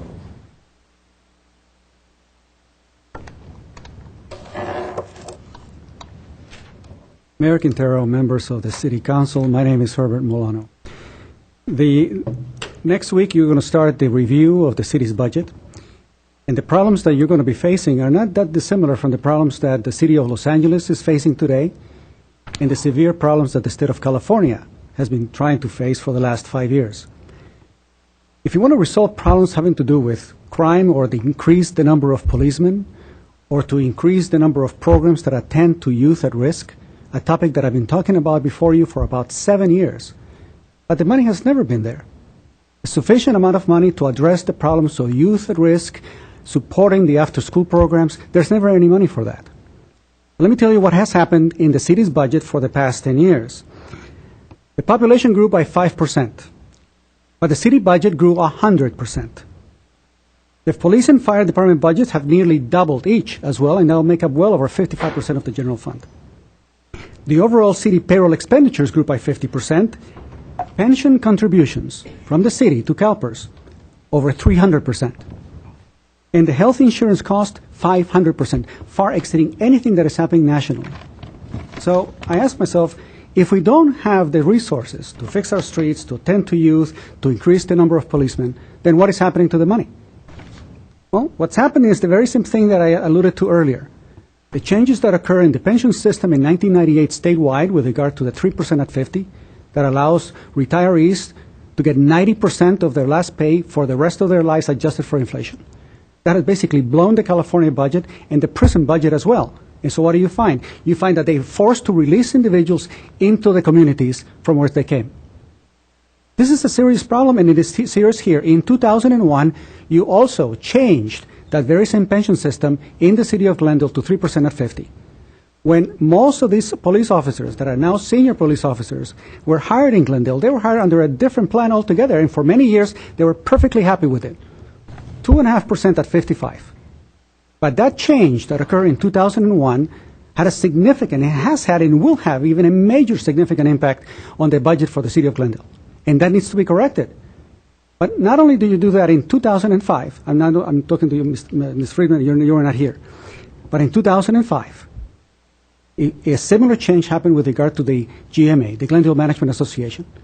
We increased from 2% to 2.5%. In a similar way, you basically increase their benefits at another 25%. Now, that thing is increasing significantly, and I think that I'm going to bring that up next week at the city's budget to show you that we can no longer sustain that plan.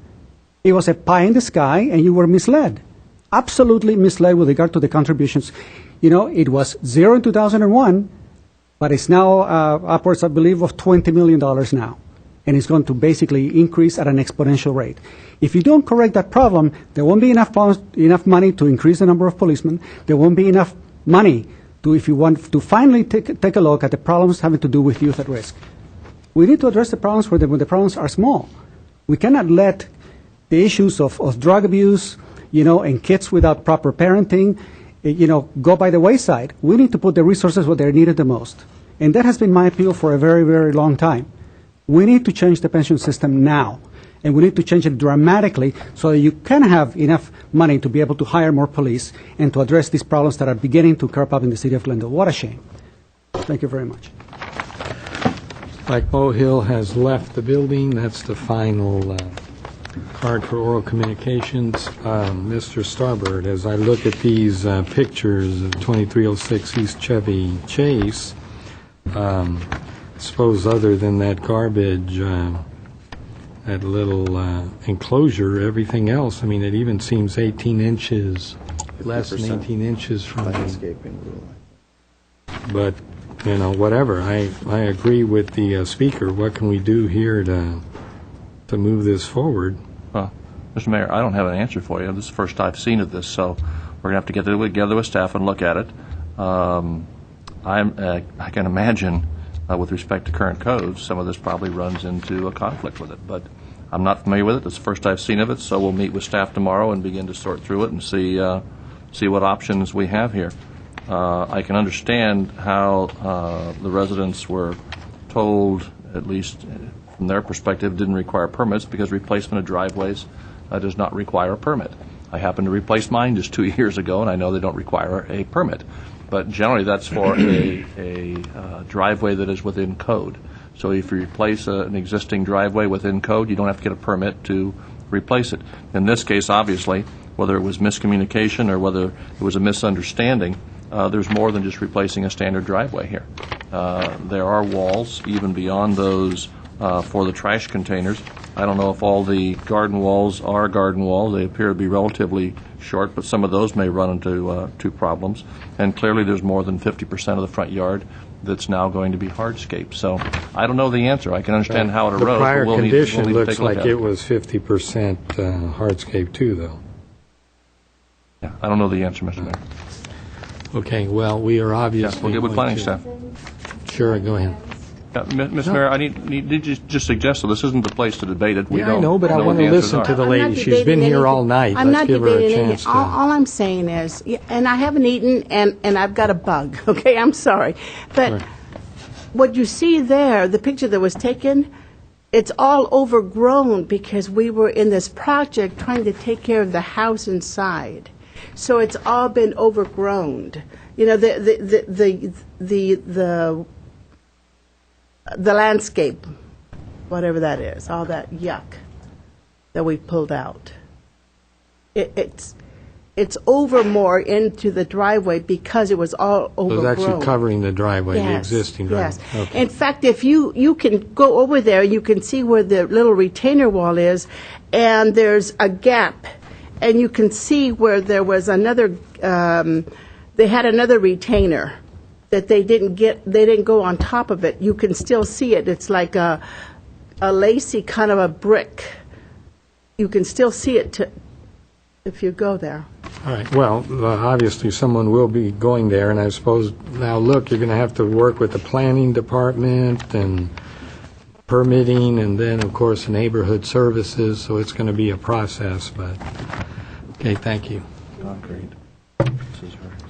All right, anything else? There are no other responses. We have a new business. Just to the people who've been sitting here all night so patiently, we'll work with you. I'm sure we can work this out. You know, I'm sure we'll, and now you have our attention, so we'll make sure that you get responses. And I see Tim Foy walking over, so he'll help you out. And I will just say to the planning department, this isn't the first time I've heard, you know, this kind of thing where someone thinks that they don't need a permit and then they go and do something maybe beyond what the staff had thought they were going to do. We need to be really sure that when we communicate with people over the counter, that we really know what they're asking for and what they think they're hearing permission for, so that we don't run into these issues. So I'm happy to talk with you, you know, afterwards if you'd like to. I did want to, Mr. Hoffman left, I think, but North Star, why do we need an outside consultant? Just so that the public understands, there's not one focus group. North Star is meeting with many, many community members, so he was in one of many focus groups. And the reason we hired an outside consultant outside of the city is because we don't really have a consultant within the city that does what they do, which is specialize in municipal branding. This is one of the few companies that exists in the entire country that really just concentrates on municipalities, on cities, on states, and really coming up with not just branding, but looking at the future of the city, where the city wants to go, where people want it to go, and rolling that into a package that a city can use to attract business, jobs, all of those sorts of things. So that's why it was a consultant that wasn't here. We don't really have someone here who does that. So anyway, I wanted to just thank him for participating, but he's gone. So if he's watching this later, thank you, Mr. Hoffman. Okay, anything, Mr. Jarrett? No? Okay, a motion? Oh, I have... New business. I have a motion, new business. I would like to move that the city attorney is hereby authorized to initiate a civil action against PRD LLC, the owner of property at 1434 Adenis Drive in the city of Glendale. The city attorney is further authorized to incur any and all expenses necessary in connection with said matter. Second. Roll call. Council members Draymond, Friedman, Yes. Najarian, Yes. Weaver, Mayor Quintero. Yes. Next, please. Is there a motion to adjourn and a second? Second. We are adjourned.